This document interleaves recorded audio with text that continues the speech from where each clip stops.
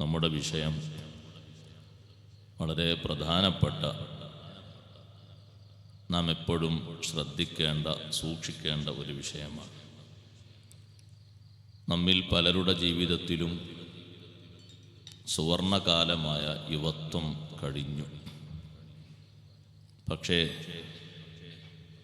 യുവത്വം കഴിഞ്ഞ് ബാക്കിയുള്ളത് യുവത്വകാലത്ത് നമുക്ക് ചെയ്യാൻ പറ്റാത്തത് പരിഹരിക്കാൻ വേണ്ടി അല്ലാഹു തആല തന്ന ആയുഷ്കാലമാണ്. ഇബാദത്തിനും തഖ്വക്കും ആത്മീയമായ പുരോഗതിക്കും വളർച്ചക്കും ഉയർച്ചക്കും ഏറ്റവും നല്ല ബഹുമാനമുള്ള കാലം അത് യുവത്വകാലമാണ്. യുവാക്കളെ സംബന്ധിച്ച് വിശുദ്ധ ഖുർആനിൽ വളരെ പ്രശംസിച്ചുകൊണ്ടാണ് അല്ലാഹു തആല പരിചയപ്പെടുത്തിയത്. യുവാക്കളെ സംബന്ധിച്ച് വലിയ മഹത്വം പറഞ്ഞ സൂറത്താണ് സൂറത്തുൽ കഹ്ഫ്. നമ്മിന്ന് വെള്ളിയാഴ്ച ഓതിയത്. ആ വെള്ളിയാഴ്ച ഓതുന്ന സൂറത്തുൽ കഹ്ഫിൻ്റെ തുടക്കത്തിൽ നല്ല മാർഗത്തിൽ ധൈര്യത്തോടെ നിന്ന് പ്രവർത്തിച്ച, ഈമാൻ കാത്തു സൂക്ഷിക്കുന്നിടത്ത് പരീക്ഷണങ്ങൾ അതിജയിച്ച 7 യുവാക്കളായ വലിയ മഹാന്മാർ, അവർക്ക് അല്ലാഹു നൽകിയ ബഹുമാനമാണ് നമ്മെ അല്ലാഹു പരിചയപ്പെടുത്തുന്നത്. യുവത്വകാലം നല്ല കാലമാണെങ്കിൽ ജീവിതം മുഴുക്കയും നല്ല കാലമായിരിക്കും. യുവത്വം എന്ന് പറയുന്ന 15 മുതൽ 40 വരെയുള്ള ആ കാലം, അത് നമ്മുടെ ജീവിതത്തിൻ്റെ ഏറ്റവും നിർണായക ഘട്ടമാണ്. നമ്മൾ നല്ലവരാണോ ചീത്തവരാണോ എന്ന് വേർതിരിക്കാൻ പറ്റുന്ന നല്ലൊരു സമയം അതാണ്. 50ഉം 60ഉം കഴിഞ്ഞിട്ടല്ല ഒരാളെ നന്മയും തിന്മയും തീരുമാനിക്കുന്നത്.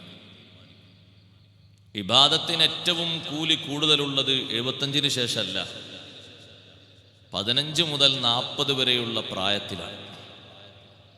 ധർമ്മത്തിനും പ്രവർത്തനത്തിനും കർമ്മത്തിനും വിജ്ഞാന സമ്പാദനത്തിനും പഠിപ്പിക്കുന്നതിനും എല്ലാ മേഖലകളിലും റബ്ബ് സുബ്ഹാനഹു വ തആല ഏറ്റവും വലിയ മഹത്വം കൽപ്പിക്കുന്നത് യുവത്വകാലത്തിനാണ്. സഹോദരങ്ങളെ, യുവാക്കളുടെ ഈ ചരിത്രം പറയുന്ന സൂറത്തുൽ കഹ്ഫ് വെള്ളിയാഴ്ച 3 തവണ ഓതൽ സുന്നത്തുണ്ട്. തുടക്കത്തിൽ ഏറ്റവും അധികം സൂറത്തുൽ കഹ്ഫിൽ അല്ലാഹു വിശദീകരിച്ചിരിക്കുന്നത് ആ ചരിത്രമാണ്. 3 തരം ഔലിയാക്കളെ പഠിപ്പിക്കുന്നൊരു സൂറത്താണ് സൂറത്തുൽ കഹ്ഫ്. ഞാനത് വിശദീകരിക്കല്ല. പക്ഷെ അതിൽ അല്ലാഹു ഏറ്റവും അധികം പഠിപ്പിച്ചതാരെയാ? യുവാക്കളെയാണ്. എന്തൊരു ബഹുമാനമാണ് ആ യുവാക്കൾക്ക് അല്ലാഹു നൽകിയത്. യുവത്വകാലം, ആണും പെണ്ണും യുവത്വകാലം അല്ലാഹുവിൻ്റെ മാർഗത്തിലായി ചെലവഴിച്ചാൽ അവർക്ക് അല്ലാഹു നൽകുന്ന ബഹുമാനം വളരെ വലുതാണ്, വലിയ ബഹുമാനമാണ്. ആ ബഹുമാനത്തിനാണ് നമ്മൾ അറബിയിൽ പേരിട്ട് വിളിക്കുന്നത് കറാമത്ത്. കറാമത്ത് അതിനാ നമ്മളാ പേരിട്ട് വിളിക്കുന്നത്. അസ്ഹാബുൽ കഹ്ഫ് ആയി പഠിപ്പിക്കുന്ന 7 യുവാക്കൾ അവർ സാധുക്കളല്ല, ആ നാട്ടിലെ ധനാഢ്യന്മാരുടെ മക്കളാണ്. നല്ല പണക്കൊഴുത്തുള്ള സമ്പന്നന്മാരുടെ 7 മക്കൾ. അല്ലാഹു നൽകിയ ബുദ്ധി കൊണ്ടവർ ചിന്തിച്ചു, നമ്മുടെ ഉപ്പാപ്പമാർ ഈ ചെയ്യുന്ന പ്രവർത്തനങ്ങളൊക്കെ അനാചാരമാണ്, അനീതിയാണ്. എന്താണ് ഇവർ കാണിച്ചുകൊണ്ടിരിക്കുന്നത്? ജന്മം നൽകിയ, സൃഷ്ടികർമ്മം നൽകിയ ഇലാഹിനെ നിഷേധിക്കുന്ന പ്രവർത്തനങ്ങൾ. അള്ളാഹുവിനെ മനസ്സിലാക്കാൻ അള്ളാഹു നൽകിയ ബുദ്ധിയില്ലേ നമുക്ക്? അള്ളാഹു അടയാളമാക്കി എത്ര പഠിച്ചാലും തീരാത്ത പ്രാപഞ്ചിക ലോകം എത്ര വിസ്മയകരമാണ്. ആ 7 ചെറുപ്പക്കാരിൽ ഓരോരുത്തരും ഓരോ തവണ ചിന്തിച്ചു, നമ്മുടെ ഉപ്പാപ്പമാരുടെ ഈ മാർഗം ശരിയല്ല. 7 ഭാഗങ്ങളിൽ ഇരുന്ന് ചിന്തിക്കുന്ന ആളുകൾ അവസാനം അവർ സംഘടിച്ചു. യുവാക്കൾ സംഘടിച്ചാൽ ഒരു നാട്ടിൽ നടക്കാത്ത ഒരു നന്മയുമില്ല. ഉണ്ടോ? ഇല്ല. യുവാക്കൾ സംഘടിച്ചാൽ ഒരു നാട്ടിൽ നടക്കാത്ത ഒരു നന്മയുമില്ല. മറുപുറവുമുണ്ട്. തിന്മക്ക് വേണ്ടിയാണോ ആക്കം കൂട്ടുന്നത്, അതും നടക്കും. പക്ഷെ നന്മയുടെ മേലാണ് ഒരുമിക്കുന്നത്, അതിന് അള്ളാഹുവിൻ്റെ സഹായം കൂടി ഉണ്ടാകും. പടച്ച റബ്ബിൻ്റെ കാവൽ ഒരാൾക്കും ഒന്നും ചെയ്യാൻ കഴിയാത്ത വിധം അള്ളാഹു കാവൽ നൽകും. ഓരോരുത്തരും ചിന്തിച്ചു, നമ്മുടെ ബാപ്പമാര് ചെയ്യുന്ന, ഉമ്മമാര് ചെയ്യുന്ന ഈ മാർഗം തെറ്റാണ്, അബദ്ധമാണ് എന്ന് ചിന്തിച്ചു. എന്നിട്ട് അവര് വിവിധ ഭാഗങ്ങളിലേക്ക് വേറിട്ട് നിന്നു. എന്നിട്ട് ഓരോരുത്തരും ചിന്തിച്ചു, നിങ്ങളെന്താ അങ്ങനെ മാറി നിൽക്കുന്നത് ഒരാൾ മറ്റൊരാളോട്? അപ്പൊ ആ ചെറുപ്പക്കാരൻ പറഞ്ഞു, ഞാൻ കുറെ ആലോചിച്ചു നോക്കി, ഇവര് ഈ ചെയ്യുന്ന പണിയൊക്കെ അള്ളാഹുവിനെ നിഷേധിക്കുന്ന പണിയല്ലേ. സംഗതി നമ്മളെ വാപ്പാരും ഉമ്മാരും കുടുംബക്കാരും തന്നെയാണ്. പക്ഷെ ഞാൻ ചിന്തിച്ചു നോക്കിയിട്ട് എൻ്റെ ബുദ്ധിക്ക് നമ്മളെ സൃഷ്ടിച്ച സൃഷ്ടാവിന് ഇങ്ങനല്ലല്ലോ. ആ സൃഷ്ടാവിന് വലിയ കഴിവ് വേണം, ബഹുമാനം വേണം, സൃഷ്ടികളിൽ നിന്നൊക്കെ വ്യത്യസ്തമാകണം. അപ്പോഴല്ലേ സൃഷ്ടാവിന് ബഹുമാനം ഉണ്ടാകുക. അത് ചിന്തിച്ചപ്പോൾ മറ്റേ ആൾ പറഞ്ഞു, ഞാനും അതന്നെ ആലോചിച്ചത്. മറ്റേ ആൾ പറഞ്ഞു, ഞാനും അതന്നെ ആലോചിച്ചത്. 7 പ്രദേശത്തിൽ നിന്ന് ചിന്തിക്കുന്ന ആളുകൾ ഒന്നായി ഒരുമിച്ച് നിന്നു. അല്ലാഹു തആല അവരെ പറ്റി പറഞ്ഞു നോക്ക് നിങ്ങൾ. ഇന്നഹും ഫിതിയത്തുൻ ആമനൂ ബിറബ്ബിഹിം വസിദ്നാഹും ഹുദാ. ഇന്നഹും ഫിതിയത്തുൻ, അവർ യുവാക്കളാണ്, ചെറുപ്പക്കാരാണ്, താടിയും മീശയും കിളിർത്ത് മുളച്ചു വരുന്നേ ഉള്ളൂ. സഹോദരങ്ങളെ, 15ന്റെ നല്ല പക്വതയുള്ള പ്രായമാണ്. ആമനൂ ബിറബ്ബിഹിം, അവരെ റബ്ബിൽ അവർ വിശ്വസിച്ചു. വസിദ്നാഹും ഹുദാ, അവർക്ക് നേർമാർഗം നമ്മൾ അധികരിപ്പിച്ചു കൊടുത്തു, ഈമാന് കൂട്ടിക്കൊടുത്തു. ഇങ്ങനെ ഒരു 7 വിഭാഗം ആളുകൾ മാറി നിൽക്കുന്നുണ്ട് എന്നുള്ള വിവരം സത്യനിഷേധിയായ രാജാവിൻ്റെ പക്കൽ കിട്ടിയപ്പോൾ രാജാവ് 7 ആളെയും കൊട്ടാരത്തിലേക്ക് ക്ഷണിച്ചു കൊണ്ടുവരാൻ പറഞ്ഞു. കൊട്ടാരത്തിലെത്തിയപ്പോൾ അവരെ ഈമാനിന് അല്ലാഹു മാറ്റുകൂട്ടിക്കൊടുത്തു. പടച്ച റബ്ബ് പറഞ്ഞു നോക്ക് നിങ്ങൾ, വറബത്നാ അലാ ഖുലൂബിഹിം, അവരുടെ ഹൃദയങ്ങൾ നമ്മൾ തമ്മിൽ ബന്ധിപ്പിച്ചു. ഒരിക്കലും വിട്ടുപിരിക്കാൻ കഴിയാത്ത വിധം, എത്ര വലിയ പ്രലോഭനങ്ങൾക്കും പ്രകോപനങ്ങൾക്കും വഴങ്ങാത്ത വിധം വറബത്നാ അലാ ഖുലൂബിഹിം, അവരുടെ മനസ്സ് നമ്മൾ തമ്മിൽ ബന്ധിപ്പിച്ചു. മനസ്സ് ബന്ധിപ്പിച്ചാൽ വേർപിരിക്കാൻ കഴിയില്ല. അവർ ഉച്ചൈസ്തരം രാജാവിൻ്റെ മുഖത്ത് നോക്കി പറഞ്ഞു, റബ്ബുനാ റബ്ബുസ് സമാവാതി വൽ അർള് ലൻ നദ്ഉവ മിൻ ദൂനിഹി ഇലാഹാ ലഖദ് ഖുൽനാ ഇദൻ ശതതാ. നമ്മുടെ രക്ഷിതാവ് ആരാണെന്നറിയോ രാജാവേ? നിങ്ങളല്ല, നിങ്ങൾ സങ്കൽപ്പിക്കുന്ന വസ്തുക്കളും അല്ല. റബ്ബുസ് സമാവാതി വൽ അർളി, ആകാശഭൂമിയും സൃഷ്ടിച്ച് പരിപാലിക്കുന്ന അല്ലാഹുവില്ലേ, അവനാണ് നമ്മുടെ റബ്ബ്. ലൻ നദ്ഉവ മിൻ ദൂനിഹി ഇലാഹാ, ആ അല്ലാഹുവിനെ മാറ്റിവെച്ച് ഒരാളെയും നമ്മൾ ആരാധിക്കൂല. നമ്മൾ അല്ലാഹുവിനെ മാത്രമേ ആരാധിക്കൂ. രാജാവിൻ്റെ മുന്നിൽ വെച്ച് ഈ 7 ചെറുപ്പക്കാര് ഇത്രയും വലിയ ശക്തിയോടെ പറയാൻ ആരാണ് സഹോദരങ്ങളെ പിന്തുണ നൽകിയത്? യജമാനനായ അല്ലാഹ്. യുവാക്കൾ സത്യമാർഗത്തിലങ്ങും മനസ്സ് പൊരുത്തപ്പെട്ട് ഒരുമിച്ചപ്പോ അല്ലാഹു അവർക്ക് ധൈര്യം നൽകി. രാജാവ് പലതും പറഞ്ഞ് ഭീഷണിപ്പെടുത്തി, വഴങ്ങിയില്ല. കൊട്ടാര സമാനമായ ജീവിതത്തിൻ്റെ അതിർപ്പങ്ങൾ പറഞ്ഞവരെ സ്വീകരിക്കാൻ നോക്കി. അവർ അതിൽ ഒരു നിലക്കും കീഴ്പ്പെട്ടു കൊടുത്തില്ല. അവരുച്ചയിസ്തരം പറഞ്ഞു, ഞങ്ങൾ മാറ്റി പറയാൻ ഒരുക്കമല്ല, ഞങ്ങളൊരു നിലക്കും ഇത് അംഗീകരിക്കൂല, അള്ളാഹുവിൽ മാത്രമേ ഞങ്ങൾ ആരാധിക്കുകയുള്ളൂ. അവരെ മുന്നിൽ വെച്ച് ഒരാളെ നടുവില് മൂർദാവില് വാള് വെച്ചിങ്ങനെ മൂർന്ന് രണ്ട് ഭാഗത്തേക്കാക്കി ശരീരം പിളർത്തിയത് ഇവരോട് സഹായിച്ച് സഹകരിച്ച് പ്രവർത്തിക്കുന്ന കൊട്ടാരത്തിലുള്ള വിശ്വാസിയായ ഒരാളെ രാജാവ് ശിക്ഷിക്കുന്നത് മുന്നിൽ വെച്ച് കാണിച്ചു കൊടുത്തു. അപ്പൊ എന്താ ചെറുപ്പക്കാർ പറഞ്ഞെന്നറിയാം? ചെറുപ്പക്കാർ പറഞ്ഞു, നമ്മൾ ഈ ഈമാൻ സ്വീകരിച്ചിട്ടല്ലേ ഈ ശിക്ഷ, അതുകൊണ്ട് കുഴപ്പമൊന്നുമില്ല, അതുകൊണ്ട് പ്രശ്നമൊന്നുമില്ല, ഇവിടല്ലേ ശിക്ഷിക്കാൻ കഴിയുള്ളൂ, പരലോകം എന്ന് പറഞ്ഞ ലോകല്ലേ, ഈമാൻ അങ്ങോട്ട് ഉള്ളിൽ ശരിക്ക് കയറി അങ്ങനല്ലേ. മൂസാ നബി അലൈഹി സ്വലാമിനെ വിശ്വസിച്ചതിന്റെ പേരിൽ സാഹിര്യങ്ങളെ ശിക്ഷിക്കാൻ വേണ്ടി ഫിർഔൻ ഉത്തരവിട്ട സമയത്ത് എന്താ സാഹിര്യങ്ങളായ ആൾക്കാർ, നല്ല ബുദ്ധിയുള്ള ആൾക്കാർ മൂസാ നബിനോട് പറഞ്ഞത്? ഇന്നമാ തഖ്ലി ഹാദിഹിൽ ഹയാത്തദ് ദുനിയ, നിന്റെ കോടതിയും നിന്റെ വിധിയൊക്കെ ഇവിടെ വെച്ചല്ലേ ഉള്ളൂ, പരലോകത്ത് നടക്കൂലല്ലോ, അവിടെ കോർട്ട് നിനക്കല്ലല്ലോ, അവിടെ ഞങ്ങൾ ജയിക്കും, അതുകൊണ്ട് തോന്നിയത് വിധിച്ചോ, ഫഖ്ലിമ അൻത ഖാൽ, എന്താണോ വിധിക്കാനുള്ളത് വിധിച്ചോ, ഞങ്ങൾക്ക് ഒരു പ്രശ്നവുമില്ല, നീ ഞങ്ങളെ കൊല്ലും, കയ്യും കാലും വ്യത്യസ്തമായി മുറിക്കും, ഒരുപക്ഷെ ആണി കൊണ്ട് നീ നിർമ്മിച്ച ഉപകരണങ്ങളിൽ ഞങ്ങളെ ക്രൂശിക്കും, ഒക്കെ നീ ചെയ്യും, തോന്നുന്നത് ചെയ്തോ, ഒരു പ്രശ്നമില്ല ഞങ്ങൾക്ക്.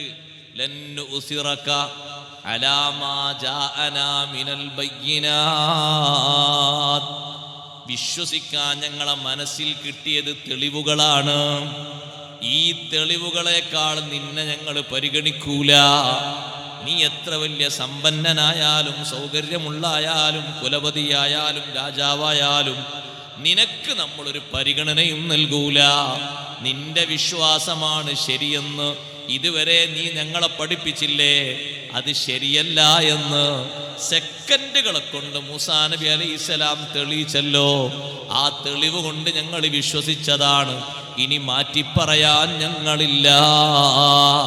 4000-ത്തിലധികം വരുന്ന നല്ല ചുറുചുറുക്കുള്ള ബുദ്ധിമാന്മാരായ ആളുകൾ ഫിർഔനിന്റെ മുഖത്ത് നോക്കി പറഞ്ഞപ്പോ അവരെ ഈമാനിന്റെ ആവേശം എത്ര വലുതാണ്. ശിക്ഷിക്കാണെങ്കിൽ ദുന്യാവെന്നല്ലേ നിന്റെ ശിക്ഷ, ഇന്നാ ഇലാ റബ്ബിനാ മുൻഖലിബൂൻ, ഞങ്ങൾ റബ്ബിലേക്ക് മടങ്ങിപ്പോകുന്നവരാണ്, ഞങ്ങൾക്ക് പരാതിയില്ല, എന്ത് വേണമെങ്കിലും ചെയ്തോ. സത്യത്തിൽ ഫറോവ തോറ്റുപോയതാ. അവരാ ആർജവമുള്ള വിശ്വാസത്തിന്റെ മുന്നിൽ ഒന്നും പറയാൻ കഴിഞ്ഞില്ല. ഏറിയാ നീ ശിക്ഷിക്കും, അത്രല്ലേ കഴിയുള്ളൂ, ഞങ്ങൾ മരിക്കും, അതോടെ കഴിഞ്ഞില്ലേ. പക്ഷെ അത് ഈ ലോകത്തല്ലേ, ഇതൊരു ചുരുങ്ങിയ ലോകമല്ലേ, ഈ ലോകം കഴിഞ്ഞാൽ അനന്തമായൊരു ലോകം വരാനുണ്ട്, ആ ലോകത്തിന് അറ്റമില്ല, ദുനിയാവിന് അറ്റമുണ്ട്, കണക്കുണ്ട്, പരിമിതിയുണ്ട്, പരിധിയുണ്ട്, പരിമിതിയില്ലാത്ത സുഖങ്ങളെ കൊണ്ട് അല്ലാഹു നിറച്ചിരിക്കുന്ന അനന്തമായൊരു ലോകം വരാനുണ്ട്, കയ്യും കണക്കില്ലാത്ത ശിക്ഷയുടെ ഒരു ലോകം വരാനുണ്ട്, അവിടെ നിനക്കൊന്നും ചെയ്യാൻ പറ്റൂല. രാജാവിന്റെ മുഖത്ത് നോക്കിയിട്ട് 7 ചെറുപ്പക്കാരും ഉച്ചയിസ്തരം പറഞ്ഞപ്പോ കൊട്ടാരത്തിലുള്ള രാജാവിനോട് ആളുകൾ ചോദിച്ചു, രാജാവേ ഇത്ര ധൈര്യം ഇവർക്ക്, ഇവരൊക്കെ പണക്കാര മക്കളായിട്ടാണോ? രാജാവ് പറഞ്ഞു, പണക്കാര മക്കളായിട്ടല്ല, അവരെ ഉള്ളിൽ ഊട്ടി ഉറപ്പിക്കപ്പെട്ട ഈമാനാണ്. യുവാക്കളെ, യുവതികളെ, ഏറ്റവും മൂല്യമുള്ള ഈമാൻ യുവത്വത്തിൽ നല്ല പ്രസരിപ്പുള്ള ഈമാനാണ്. ഒക്കെ കഴിഞ്ഞ് ക്ഷീണിച്ച് രോഗക്കായി മൂലക്കലായിട്ട് അല്ലല്ലാ ഇല്ലല്ലാ രക്ഷിക്കണേ, ഞാൻ ഇനി ഒന്നും ചെയ്യൂല, അതിനല്ല വില ഉള്ളത്. നല്ല ആരോഗ്യമുള്ള സമയത്ത് ഈമാനും ഇഖ്ലാസും തഖ്വയും ഇബാദത്തും ഒക്കെ മുറുകെ പിടിച്ചുകൊണ്ടുള്ള മുന്നോട്ടുള്ള ജീവിതം, അതിന് അല്ലാഹു തആല നല്ല യശസ്സ് തരും. ആ സമയത്ത് അങ്ങനെയാണോ യുവത്വ കാലത്ത് എങ്ങനെയാണോ ജീവിതം, ഭാവിയിൽ 40 ശേഷം അതിൻ്റെ മികവ് ഇങ്ങനെ കൂടി വരും. 40 വരെ ജീവിതം വളരെ മോശമാണോ, പിന്നെ ബാക്കിയുള്ളൊക്കെ അതിൻ്റെ പ്രായശ്ചിത്തമാണ്. അത് പൊറപ്പിക്കണമെങ്കിൽ തന്നെ എന്തൊരു പണിയുണ്ട്. അപ്പൊ അല്ലാഹു തആലാന്റെ ഒരു ചോദ്യമുണ്ട്. നല്ല ആരോഗ്യമുള്ള സമയം തന്നിട്ട്, എല്ലാ നിലക്കും നല്ല ആരോഗ്യമുള്ള സമയം തന്നിട്ട് നീ എന്തിനു ചെലവഴിച്ചു? കളിക്ക് വേണ്ടി, നിന്റെ ഹോബികൾക്ക് വേണ്ടി, താല്പര്യങ്ങൾക്ക് വേണ്ടി, കൂട്ടുകാർക്ക് വേണ്ടി, ഭൗതികതയ്ക്ക് വേണ്ടി, നിന്റെ മുന്നിൽ കാണുന്ന അതൃപ്പങ്ങൾക്ക് വേണ്ടി, അനാചാരങ്ങൾക്ക് വേണ്ടി, ആർഭാടങ്ങൾക്ക് വേണ്ടി ഒക്കെ നീ തൂത്തെറിഞ്ഞു. ഇപ്പൊ ഒന്നിനും കഴിയാത്ത കാലമായിട്ട് ക്ഷീണിച്ചിരുന്നപ്പോ നീ ഇങ്ങനെ പറയാണ്, പഠിച്ചോനെ കാക്കണേ അല്ലാ, ഒരുപാട് കാലം ആഫിയത്തുള്ള ദീർഘായുസ്സ് തരണേ. അല്ലാഹു തആലാന്റെ ഒരു ചോദ്യമല്ലേ അവിടെ സഹോദരങ്ങളെ. നല്ല ഒരു രോഗം പോലും ഇല്ലാത്ത, നല്ല മിനുമിനുക്കുള്ള ആയുസ്, നല്ല ശക്തിയുള്ള ആയുസ് തന്നപ്പോ പോരാടിയിരുന്നെങ്കിൽ എന്ത് ചൊറുക്കുണ്ടായിരുന്നു. പരിശുദ്ധ ഇസ്ലാമിന് ഏറ്റവും വലിയ ഇസ്സത്ത് കിട്ടാൻ വേണ്ടി അഷ്റഫുൽ ഖൽഖ് റസൂലുള്ളാഹി സ്വല്ലല്ലാഹു അലൈഹി വസല്ലം നിങ്ങൾ പ്രാർത്ഥിച്ച പ്രാർത്ഥന മറന്നോ യുവാക്കളെ, യുവതികളെ? കഅബന്റെ കില്ല പിടിച്ച് അല്ലാഹുവിന്റെ ഹബീബ് സ്വല്ലല്ലാഹു അലൈഹി വസല്ലം എന്താ ദുആയിരുന്നത്? അല്ലാഹുമ്മ അയ്യിദിൽ ഇസ്ലാമ ബി അഹദിൽ ഉമറൈൻ. രണ്ടാലൊരു ഉമറിനെ കൊണ്ട് ഇസ്ലാമിന് നീ യശസ് നൽകണേ അല്ലാ. ആരാണ് 2 ഉമർ? രണ്ടാളെ പേരും ഉമറല്ല. പക്ഷേ അങ്ങനെ ഒരു പ്രയോഗമുണ്ട്. ഒരാളെ പേരിലേക്ക് ചേർത്തിയിട്ട് മറ്റാളെയും കൂട്ടിയിട്ട് പ്രയോഗിക്കുന്നൊരു പ്രയോഗമുണ്ട്. ഇസ്ലാമിൽ അങ്ങനെ ഒരു പ്രയോഗമുണ്ട്. ആ ശൈലിയിലാണത് പ്രയോഗിച്ചത്. ഒന്ന് ഖത്താബിന്റെ മകനായ ഉമർ ബിനുൽ ഖത്താബ് റളിയല്ലാഹു തആല അൻഹു ആണ്. മറ്റൊന്ന് ഹിഷാമിന്റെ മകനായ അംർ അഥവാ അബൂജഹൽ എന്ന് പുറത്ത് അറിയപ്പെടുന്ന, അന്നത്തെ കാലത്ത് അബുൽ ഹക്കം എന്ന പേരിൽ അറിയപ്പെടുന്ന, ഒരുപാട് തറവാടുകൾക്ക് ചുമതല വഹിക്കുന്ന, ന്യായാധിപനായി മുന്നിൽ നിന്ന് കാര്യങ്ങൾക്ക് നല്ല അന്തസ്സുള്ള തീരുമാനമെടുക്കുന്ന വലിയ കാര്യകർത്താവായ അബുൽ ഹക്കം, അബൂജഹൽ, അംർ ഇബ്നു ഹിഷാം രണ്ടാളും വലിയ സ്വാധീനവും കഴിവും നല്ല യുവത്വവുമുള്ള ആളുകളാണ്. രണ്ടാളൊരാളെ കൊണ്ട് ഇസ്ലാമിന് ഇസ്സത്ത് തരണേ അല്ലാ. പ്രാർത്ഥന ഫലിച്ചത് ആരിലാണ്? ബഹുമാനപ്പെട്ട ഉമർ ഇബ്നുൽ ഖത്താബ്. ഉമർ ഇബ്നുൽ ഖത്താബ് റളിയല്ലാഹു അൻഹു അല്ലാഹുവിന്റെ റസൂൽ സല്ലല്ലാഹു അലൈഹി വസല്ലം തങ്ങളെ കാണാൻ വേണ്ടി ദാറുൽ അർഖമിലേക്ക് പോകുമ്പോൾ, ദാറുൽ അർഖമിന്റെ ഉള്ളിലുള്ളത് കുറഞ്ഞ ആളുകളെ ഉള്ളൂ. ഒരു റിപ്പോർട്ട് പ്രകാരം പറയുന്നത് 39 ആളുകളാണ്. വേറെ ചില റിപ്പോർട്ടുകളിൽ വ്യത്യസ്ത കണക്കുകളുണ്ട്. ഉമർ ഇബ്നുൽ ഖത്താബ് തങ്ങൾ 40ാമത്തെ ആളായി വന്ന ആളാണ്. ഉമർ ഇബ്നുൽ ഖത്താബ് റളിയല്ലാഹു അൻഹു ഷഹാദത്ത് കലിമ ചൊല്ലിയപ്പോ ആ ദാറുൽ അർഖമിന്റെ അകത്തളങ്ങളിൽ മുടങ്ങിയൊരു തക്ബീറുണ്ട്. സുബ്ഹാനല്ലാഹ്. അങ്ങനെ ഒരു തക്ബീർ മക്കയിൽ പിന്നെ മുടങ്ങിയിട്ടുണ്ടോന്നറിയില്ല. ഒറ്റ തക്ബീർ. ഇബ്നു മസ്ഊദ് റളിയല്ലാഹു അൻഹു പറഞ്ഞു, ഉമർ റളിയല്ലാഹു അൻഹുവിന്റെ ഷഹാദത്ത് കലിമ വരെ പലയിടത്തേക്കും രാത്രിയും പകലും പോകാൻ ഞങ്ങൾക്ക് പേടിയായിരുന്നു.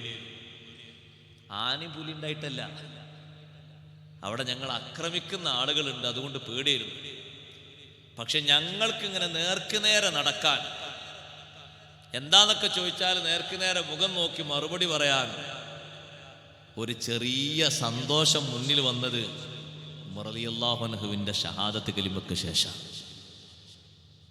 ഉമർ റളിയല്ലാഹു അൻഹു ആദ്യം ചോദിച്ച ചോദ്യം അള്ളാഹുവിന്റെ റസൂലിനോട് ഷഹാദത്ത് കലിമക്ക് ശേഷം, അലസ്ന അലൽ ഹഖ്, നമ്മൾ സത്യമാർഗത്തിലല്ലേ നബിയെ? അതേ സത്യമാർഗത്തിലാണ്. ഫീമൽ ഇഖ്ഫാ, പിന്നെന്തിന് രഹസ്യമായിരിക്കണം? സത്യല്ലേ നമ്മൾ വിശ്വസിക്കുന്നത്? സത്യാണ്. നമ്മൾ പറയുന്നത് സത്യല്ലേ? സത്യാണ്. പിന്നെന്തിന് രഹസ്യമായിരിക്കണം? ഒന്ന് പുറത്തേക്ക് ഇറങ്ങല്ലേ, പുറത്തേക്ക് ഇറങ്ങല്ലേ നബിയെ? അന്ന് വരെ മക്ക കാണാത്ത രീതിയിൽ ദാറുൽ അർഖമിൽ നിന്ന് 2 വരിയായിട്ട് പരിശുദ്ധമായ കഅബത്തുൽ മുശറഫയുടെ മുറ്റത്തേക്ക് ഉമർ ബിൻ ഖത്താബ് റളിയല്ലാഹു അൻഹുവിന്റെ സാന്നിധ്യത്തിൽ വിശുദ്ധരായ സ്വഹാബ കഅബന്റെ മുറ്റത്തേക്ക് വരികയാണ്. ജാഅൽ ഹഖു വസഹഖൽ ബാതിലു ഇന്നൽ ബാതില കാന സഹൂഖാ. സത്യം പുലർന്നു, മിഥ്യ തകർന്നു, മിഥ്യ തകർന്ന് തരിപ്പണമായി കൊണ്ടിരിക്കും. നല്ല സന്ദേശവുമായി മുന്നോട്ട് നീങ്ങുമ്പോ കഅബന്റെ ചുറ്റും ഇരിക്കുന്ന മുശ്രിക്കുകൾ പലരും പറയുന്നത്, കൂട്ടത്തിൽ ഉമറുണ്ട് കേട്ടോ, ഉമറുണ്ട്, അതുകൊണ്ട് ഒന്നും പറയണ്ട, ഒന്നും പ്രതികരിക്കണ്ട. ഒന്ന് ആലോചിച്ച് നോക്ക് സഹോദരങ്ങളെ, ഒന്നും പ്രതികരിക്കണ്ട. ഈ ഉമർ റളിയല്ലാഹു അൻഹു വിശുദ്ധ ദീനിലേക്ക് വരുന്നതിന്റെ മുമ്പ് 39 അംഗങ്ങൾ മാത്രമുള്ള കാലത്ത് കഅബന്റെ മുറ്റത്ത് പ്രസംഗിച്ച മഹാനാണ് അബൂബക്കർ സിദ്ദീഖ് റളിയല്ലാഹു. ആരാ അധ്യക്ഷൻ എന്നറിയോ? അഷ്റഫുൽ ഖൽഖ് റസൂലുള്ളാഹി. സിദ്ദീഖ് റളിയല്ലാഹു അൻഹുവിന്റെ വിശുദ്ധ ഇസ്ലാമിന്റെ ദഅവത്ത് കുറച്ചങ്ങ് നീണ്ടപ്പോഴേക്ക് പല ഭാഗത്തുനിന്നും ആഞ്ഞു വന്നുകൊണ്ട് ശത്രുക്കൾ അടിച്ചു. മഹാനവറുകൾ നിലത്ത് വീണു. മൂക്കിൽ നിന്നും നെറ്റിയിൽ നിന്നും രക്തം ഒഴുകി. 3 ദിവസം സിദ്ദീഖ് തങ്ങൾ ബോധരഹിതനായി കിടന്നു. ഉമർ റളിയല്ലാഹു അൻഹു ഒന്നും വന്നിട്ടില്ല.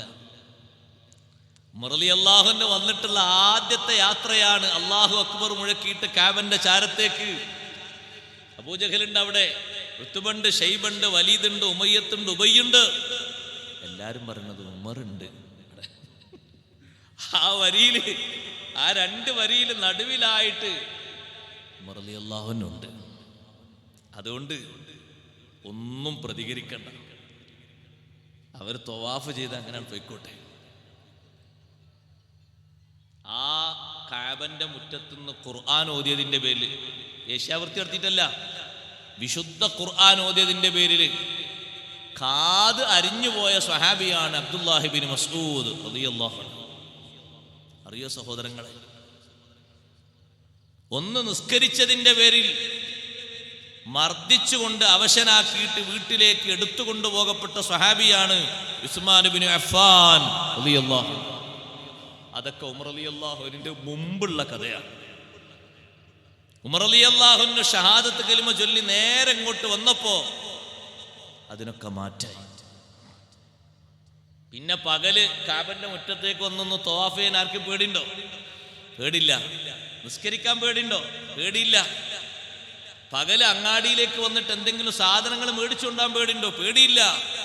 ഉമർ റളിയല്ലാഹു അൻഹു എന്ന ധീരനായ യുവാവിന്റെ ഇടപെടൽ, ആ നല്ല യുവത്വത്തിന് അല്ലാഹു തആല കൊടുത്തൊരു കാവൽ എത്ര വലിയ സൗന്ദര്യമാണ്. അല്ലാഹുവിന്റെ ഹബീബ് സല്ലല്ലാഹു അലൈഹി വസല്ലം പ്രാർത്ഥിച്ച പ്രാർത്ഥന ഫലിച്ചു. വലിയ ശക്തിയല്ലേ ഉമർ ബിൻ ഖത്താബ് റളിയല്ലാഹു അൻഹു കൊണ്ട് കിട്ടിയത്, ചെറുതല്ലല്ലോ.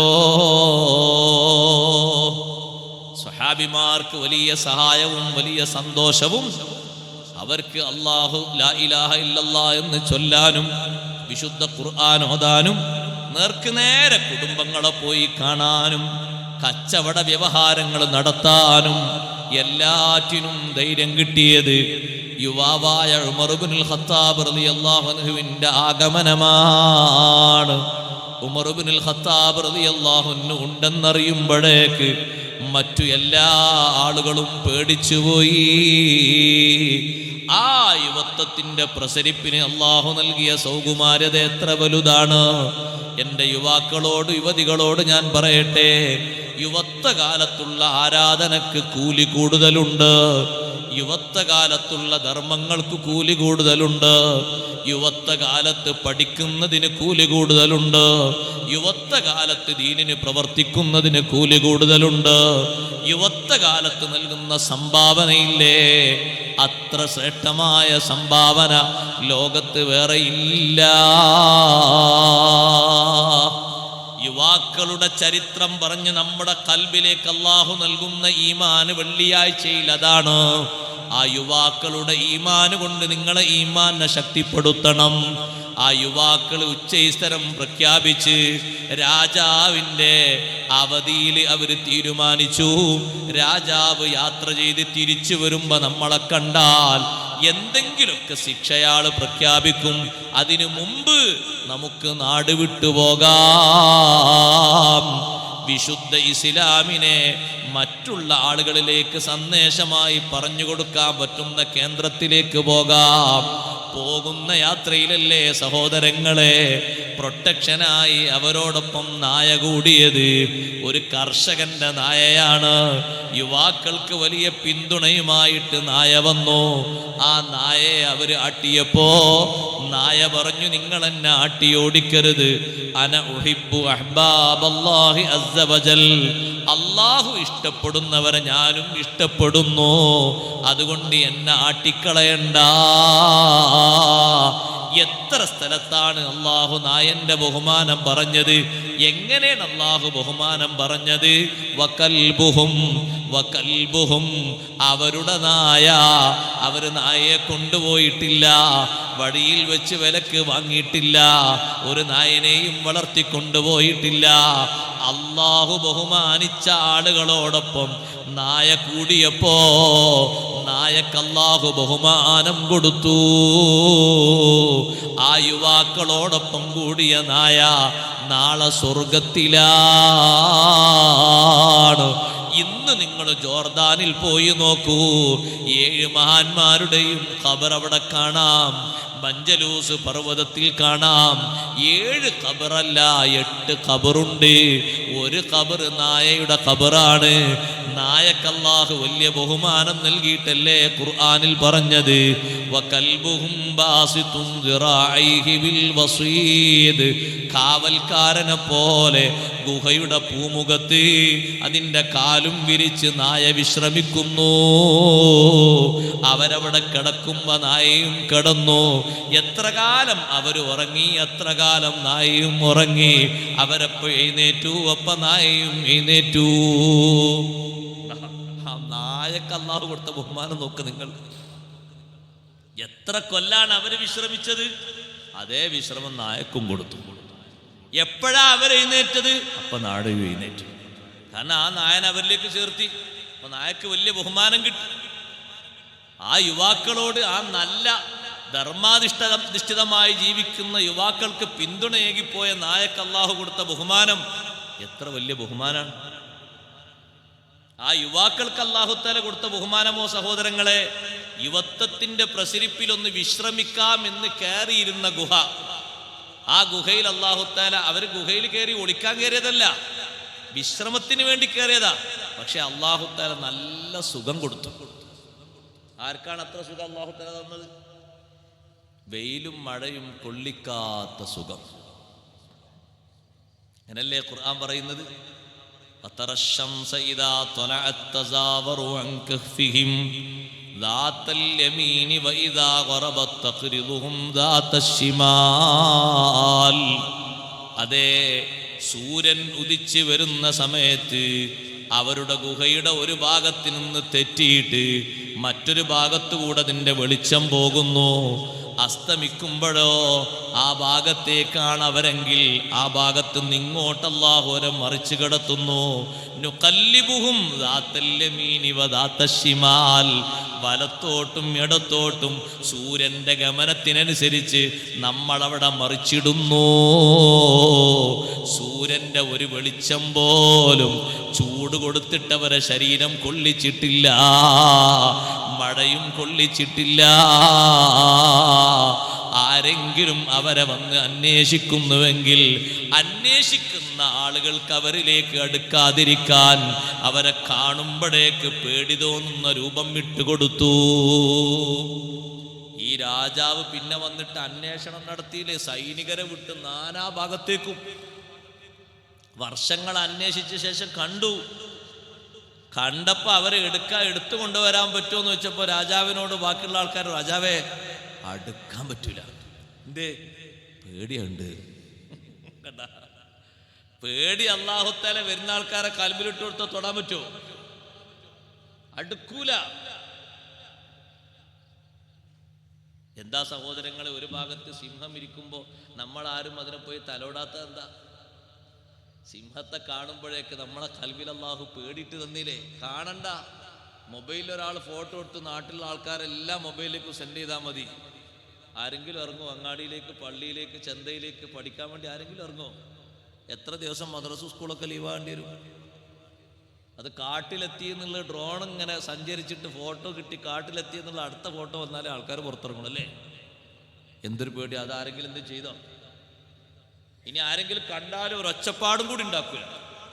ഒരാന ഒരു പക്ഷെ എന്തെങ്കിലും ചീറേ എന്തെങ്കിലും ഒച്ചപ്പാടുന്ന ഈ സിംഹം ഇങ്ങനെ നിൽക്കല്ലേ, പക്ഷെ എന്തൊരു പേടിയാ!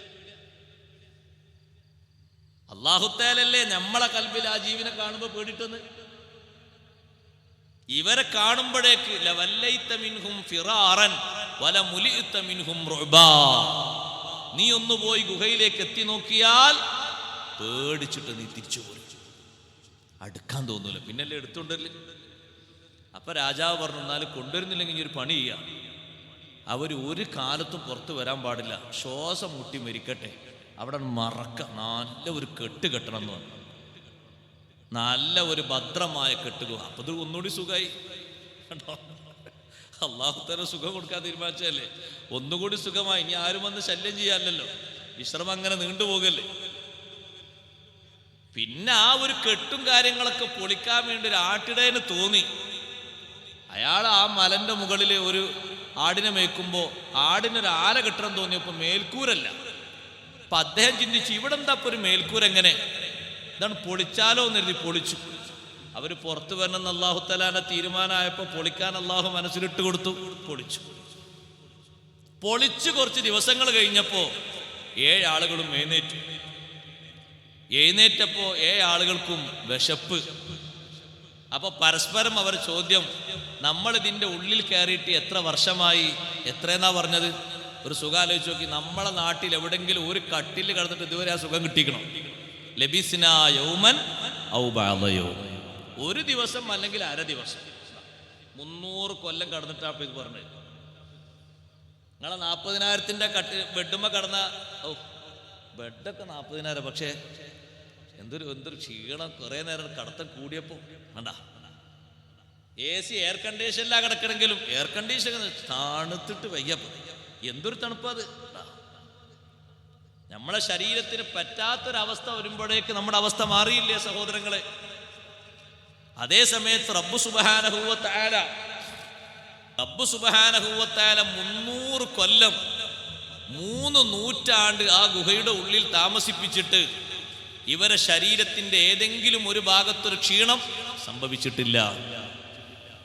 ആകെ കൂടിയത് എന്താണെന്നറിയോ നിങ്ങൾ? മുടി കുറച്ച് കൂടി, നഖങ്ങളും കുറച്ച് വലുപ്പം കൂടി, അത്ര തന്നെ, വേറെ ഒന്നും കൂടിയിട്ടില്ല. ഇവരെ മറുപടി എത്ര ദിവസം താമസിച്ചു? ഒരു ദിവസം അല്ലെങ്കിൽ അര ദിവസം. എങ്ങനെ അര ദിവസം എന്ന് വന്നത്? ഇവർ ഉണർന്നത് വൈകുന്നേരമാണ്, ഗുഹയിലേക്ക് കടന്നത് രാവിലെയാണ്. അങ്ങനെ കൂട്ടി നോക്കുമ്പോൾ അര ദിവസമല്ലേ ആയിട്ടുള്ളൂ. അല്ല, നമ്മൾ ഇന്നലെ കടന്നിട്ട് ഒരു ദിവസം കഴിഞ്ഞിട്ട് ഇന്ന് എണീറ്റതാണ്, അപ്പോൾ ഒരു ദിവസം. ഒന്നുമല്ല, അരയല്ല, താമസിച്ചത് 300 കൊല്ലമാണ്. 300 കൊല്ലം താമസിച്ചത് ഒരര ദിവസത്തിന്റെ അല്ലെങ്കിൽ ഒരു ദിവസത്തിന്റെ സുഖമായി അനുഭവപ്പെട്ടെങ്കിൽ വല്ലാത്തൊരു സുഖല്ലേ അള്ളാഹു നൽകിയത്. യുവത്വത്തിന്റെ പ്രസരിപ്പിൽ അള്ളാഹുവിന്റെ മാർഗം കാത്തു സൂക്ഷിക്കുന്നതിന് വേണ്ടി സജീവമായി അവർ മുന്നോട്ട് നീങ്ങിയപ്പോൾ അല്ലാഹു തആല അവരെ ശരീരത്തിന് നൽകിയ ബഹുമാനം, അവരെ കൊണ്ട് അല്ലാഹു തആല മറ്റുള്ളവർക്ക് നൽകിയ ബഹുമാനം ചെറിയ ബഹുമാനമല്ല. ഇത്രയും കാലം അവർ പോയി കിടന്നത് മണ്ണിലാണ്. മണ്ണിൽ കിടന്നിട്ട് മണ്ണിനോട് ചേർന്നോ ശരീരം? ഇല്ലേ, ഇല്ല. ഓ ചെറുപ്പക്കാരാ, ചെറുപ്പക്കാരി, ഓർമ്മയില്ലേ വിദേശത്ത് വെച്ച് മരണപ്പെട്ട ഒരു പെണ്ണിന്റെ ശരീരം നമ്മുടെ നാട്ടിൽ വന്നതിന് ശേഷം ചുരുങ്ങിയ മാസത്തിന് ശേഷം പരിശോധനക്ക് പുറത്തെടുത്തില്ലേ? അപ്പോഴേക്ക് ശരീരത്തിന്റെ രൂപഭാവങ്ങൾ എത്ര മാറിയിട്ടുണ്ട്. വർഷങ്ങൾ കഴിയുമ്പോഴേക്ക്, ഒരു വർഷം കഴിയുമ്പോഴേക്ക് നമ്മുടെ ശരീരം പൊതിഞ്ഞു വെക്കുന്ന കഫൻ തുണി മണ്ണിനോട് ചേർന്ന്, നമ്മുടെ മജ്ജയും മാംസവും ഒക്കെ ചേർന്ന് നമ്മുടെ ശരീരത്തിൽ നിന്ന് ദ്രവിക്കാത്ത എല്ല് മാത്രം ബാക്കിയാകുന്നു. അതേ സമയത്ത് 3 നൂറ്റാണ്ട് മണ്ണറയിൽ കടന്നിട്ടും ശരീരത്തിൻ്റെ വസ്ത്രം പോലും ചേഞ്ച് വന്നിട്ടില്ല. ഒരൊറ്റ രോമവും കൊഴിഞ്ഞിട്ടില്ല, ഒരു നഖവും കൊഴിഞ്ഞിട്ടില്ല. സുബ്ഹാനല്ലാഹ്. അള്ളാഹുവിലുള്ള വിശ്വാസം ദൃഢപ്പെടുത്തിയിട്ട് ആ വിശ്വാസ സംരക്ഷണത്തിന് വേണ്ടി മുന്നോട്ട് നീങ്ങിയപ്പോ അള്ളാഹു ജല്ല ജലാലുഹു നൽകിയ ബഹുമാനം ഇതിനല്ലേ സഹോദരങ്ങളെ കറാമത്ത് എന്ന് പറയുന്നത്. മണ്ണോട് ചേർന്നില്ലല്ലോ. നിങ്ങളെ കയ്യിലിരിക്കുന്ന ടവല് അല്ലെങ്കിൽ ഒരു തോർത്തുമുണ്ട് മണ്ണിലേക്ക് വലിച്ചെറിയൂ. 2 ദിവസം കഴിഞ്ഞ് നിങ്ങൾ നോക്കൂ, അതിൻ്റെ പല ഭാഗത്തും അതാ മണ്ണിര വന്ന് കൂടുകെട്ടിയിരിക്കുന്നു. ഒരു 3-4 ദിവസം കഴിയുമ്പോഴേക്ക് അതിൻ്റെ പല ഭാഗങ്ങളും മണ്ണ് പൊതിഞ്ഞുപോയി. ഒരാഴ്ച നോക്കുമ്പോ അവിടെ ഒരു മണ്ണിൻ്റെ പുറ്റാണ് കാണുന്നത്, നൂല് പോലും കാണുന്നില്ല. ആ കാണുന്ന തുണി മുഴുവനും മണ്ണെടുത്തുപോയി. പക്ഷേ ഹൈ പവറുള്ള ശരീരമാണോ? ഒന്നും സംഭവിക്കൂല. യുവത്വത്തിന്റെ പ്രസരിപ്പില് അള്ളാഹുവിന്റെ മാർഗത്തിൽ ജീവിച്ച ശരീരമാണോ? ആ ശരീരത്തിന് കേടുപാട് വരില്ല. ഒരാള് മാത്രമല്ല സഹോദരങ്ങളെ, സഹോദരിമാരെ, ഇഷ്ടം പോലെ യുവാക്കളുണ്ട് ആ രീതിയിൽ ജീവിച്ചവർ. നിങ്ങൾ കേട്ടിട്ടില്ലേ ബഹുമാനപ്പെട്ട ഖുബൈബ് ബിൻ അദീ റളിയല്ലാഹു അൻഹു? ഖുബൈബ് ബിൻ അദീ റളിയല്ലാഹു അൻഹു ചെറുപ്പക്കാരനായ സമയത്തല്ലേ മഹാനവർകൾ ബദറിന് ശേഷം മക്കയിലേക്ക് നബി സല്ലല്ലാഹു അലൈഹി വസല്ലം പറഞ്ഞയച്ച ഒരു 10 അംഗ സംഘത്തില് ഒരു മെമ്പറായിട്ട് യുവാക്കളെ കൂട്ടത്തിൽ ഖുബൈബ് റളിയല്ലാഹു അൻഹു പോയപ്പോ ആ നേതാവ്, ആ കൂട്ടത്തിലുള്ള നേതാവ് ആസിം റളിയല്ലാഹു അൻഹു ആണ്. പക്ഷേ മക്കക്കാർക്ക് വിവരം കിട്ടി, മദീനക്കാരായ ചില ചെറുപ്പക്കാര് ഈ നാട്ടിന്റെ പരിസര ഭാഗങ്ങളിലൂടെ പോകുന്നുണ്ട് എന്ന് വിവരം കിട്ടിയപ്പോ പലരും വാഹനമെടുത്തിട്ട് അവരുടെ കാരക്കുരു പോയ ഭാഗം നോക്കിയിട്ട് അടയാളം നോക്കി പിന്നാലെ പോയി. ഒരു കുന്നിൻ പ്രദേശത്ത് ആസിം റളിയല്ലാഹു അൻഹുവിന്റെ നേതൃത്വത്തിലുള്ള 10 അംഗ സംഘത്തെ കണ്ടപ്പോ പുറത്ത് നിൽക്കുന്ന മുശ്രിക്കുകൾ പറഞ്ഞു, നിങ്ങൾ ഇറങ്ങി വരണം, നിങ്ങളെ ഒന്നും ചെയ്യില്ല, നിങ്ങളെ ആക്രമിക്കില്ല, നിങ്ങളെ കൊന്നുകളയില്ല, നിങ്ങളെ അറസ്റ്റ് ചെയ്യില്ല. പലതും അവർ പറഞ്ഞു. പക്ഷേ ആസിം റളിയല്ലാഹു അൻഹു പറഞ്ഞു, അവരുടെ സംരക്ഷണത്തിൽ ഇറങ്ങാൻ ഞാനില്ല. ഇറങ്ങാനില്ലെന്ന് പറഞ്ഞപ്പോ തായ്ഭാഗത്ത് നിന്ന് അമ്പെയ്ത്ത് നടത്തിയിട്ട് 7 പേര് അവിടെ തന്നെ വെച്ച് ഷഹീദായി. 3 ആളുകൾ തായോട്ട് ഇറങ്ങി വന്നു. 3-ൽപ്പെട്ട മഹാനാണ് ഖുബൈബ് ബിൻ അദീ റളിയല്ലാഹു അൻഹു. ഖുബൈബ് റളിയല്ലാഹു അൻഹുവിനെ മക്കയിൽ കൊണ്ടുപോയപ്പോ ഖുബൈബ് റളിയല്ലാഹു അൻഹുവിനെ നോക്കിയിട്ട് ഖുബൈബ് റളിയല്ലാഹു അൻഹു കൂട്ടത്തിലുണ്ട് എന്ന് പറഞ്ഞപ്പോ ഹാരിസിന്റെ മക്കള് പറഞ്ഞു, ഖുബൈബിനെ ഞങ്ങൾക്ക് വേണം. ബദറിൽ വെച്ച് ഞങ്ങളെ ഉപ്പ ഹാരിസിനെ വധിച്ചത് ഖുബൈബാണ്. അതേ ഹാരിസിന്റെ മക്കൾക്ക് ഖുബൈബിനെ വിറ്റ് കളഞ്ഞു. ഹാരിസിന്റെ മക്കൾ ഖുബൈബ് റളിയല്ലാഹു അൻഹുവിനെ തടവറയിലാക്കി, വീട്ടു തടങ്കലിലാക്കി. ആ ഖുബൈബ് റളിയല്ലാഹു അൻഹു വീട്ടു തടങ്കലിൽ കഴിയുമ്പോ ഹാരിസിന്റെ മകളായ സൈനബ് എന്ന് പറയുന്ന പെണ്ണിന്റെ വീട്ടിലാണ് തടവിലാക്കിയത്. ആ പെണ്ണ് പറയുന്നു, ഇത്ര നല്ലൊരു ചെറുപ്പക്കാരനെ ഒരു തടവറയിലും ഞാൻ കണ്ടിട്ടില്ല.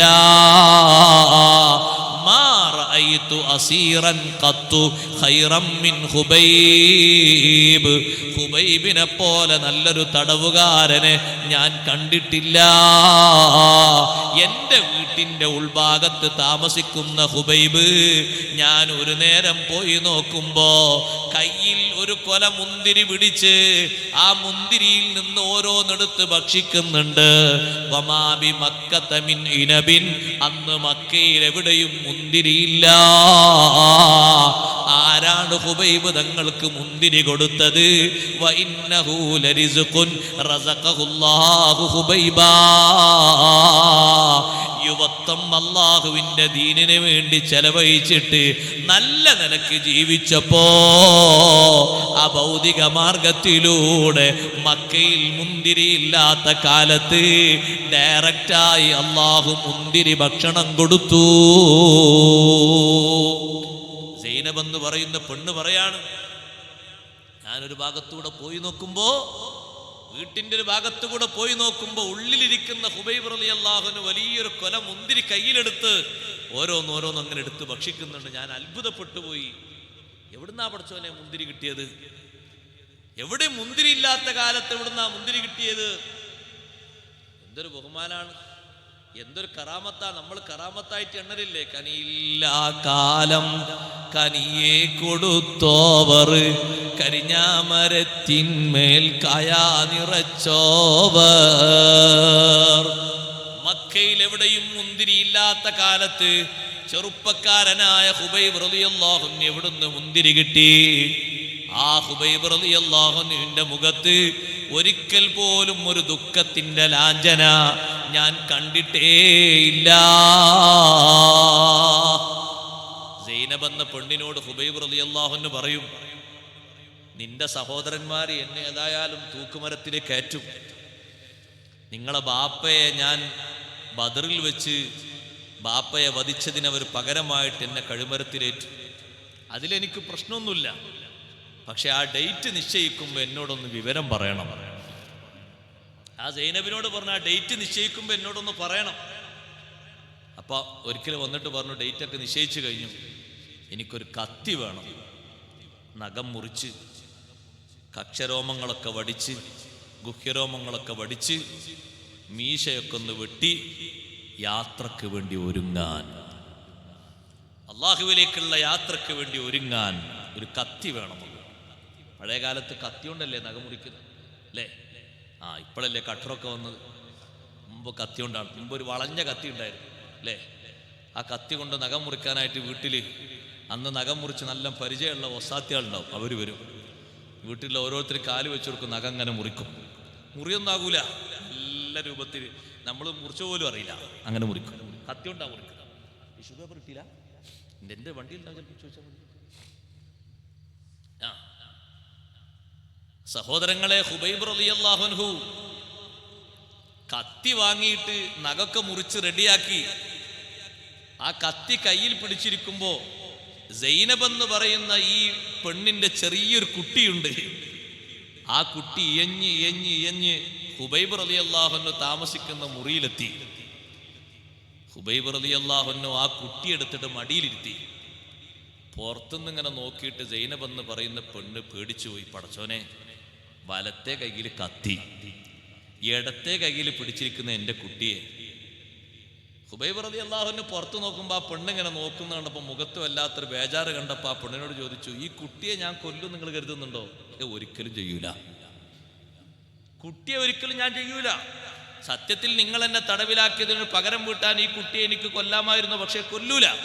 കുട്ടിയെ ഞാൻ കൊല്ലൂല. കുട്ടിയെ കൊല്ലാൻ പാടില്ലല്ലോ. നിങ്ങൾ നോക്ക്, നമ്മുടെ കാലത്ത് ആണിൻ്റെയും പെണ്ണിൻ്റെയൊക്കെ മനസ്സിൽ സ്നേഹം എന്ന് പറയുന്ന കാര്യം, ആ ഒരു പദം തന്നെ ഉണ്ടെങ്കിൽ വലിയ വിജയം. എന്താ നമ്മളിന്ന് പത്രത്തിൽ വായിച്ചത്? ഒരു ചെറുപ്പക്കാരിയായ ഒരു ഉമ്മ, യുവതിയായ ഒരു പെണ്ണ്, 19 വയസ്സുള്ള ഒരു പെണ്ണ് 2 ദിവസം പ്രായമുള്ള ഒരു ആൺകുട്ടിയെ വെള്ളത്തിൽ മുക്കിക്കൊന്ന കഥ. അല്ലാഹു നമ്മളെ കാത്തുരക്ഷിക്കട്ടെ. സഹോദരങ്ങളെ, ആ കുട്ടി എങ്ങനെ ഉണ്ടായാലും കൊല്ലാൻ പറ്റുമോ? ആ കുട്ടി എങ്ങനെ ഉണ്ടായെന്ന് കുട്ടിക്ക് അത് വേറെ വിഷയം, അത് വേറെ ചർച്ച. കൊല്ലാൻ പറ്റും. കുട്ടികളെ കൊല്ലുന്ന ആൾക്ക് എത്ര വലിയ ശിക്ഷയെന്നാ. കുട്ടികളെ കൊല്ലുന്ന ആൾക്ക് സയ്യിദുനാ റസൂലുള്ളാഹി സ്വല്ലല്ലാഹു അലൈഹി വസല്ലം തങ്ങൾ പറഞ്ഞ ശിക്ഷ നോക്ക്. കുട്ടിയെ കൊല്ലുന്ന ആൾക്ക് ജഹന്നമാണ്, നരകമാണ്. അല്ലാഹു തആല തൗബ സ്വീകരിച്ചിട്ടില്ലെങ്കിൽ കടുത്ത ശിക്ഷയാണ്. കുട്ടികളെ കൊല്ലാൻ പാടില്ല. അല്ലെങ്കിൽ മനസ്സിന്റെ ഒരു സ്നേഹം, ഒരു കാരുണ്യം എന്ന് പറഞ്ഞത് എത്ര രൂപത്തിൽ വറ്റിപ്പോയി. കാരുണ്യം എന്ന് പറയുന്നത് ഏറ്റവും അധികം ഉള്ളത് ബാപ്പക്കോ ഉമ്മക്കോ എന്ന് ചോദിച്ചാൽ ആർക്കാ? ഉമ്മക്കാണ്. എന്താണത്? വെറുതെ പറഞ്ഞതല്ല. ഉമ്മയുടെ ഗർഭപാത്രത്തിന് അറബിയിൽ പറയുന്ന പേര് റഹ്മ് എന്നാണ്. റഹ്മ്, റാ ഹാ മീം, റഹ്മ്, ഗർഭാശയം. അതിൽ നിന്നാ സഹോദരങ്ങളെ റഹ്മത്ത് എന്ന് വന്നത്. ഗർഭാശയത്തിൽ നിന്ന് പുറത്തു വരുന്ന ആ കുട്ടിയോട് ഒരു ഉമ്മ കാണിക്കുന്ന അത്രയും കാരുണ്യം.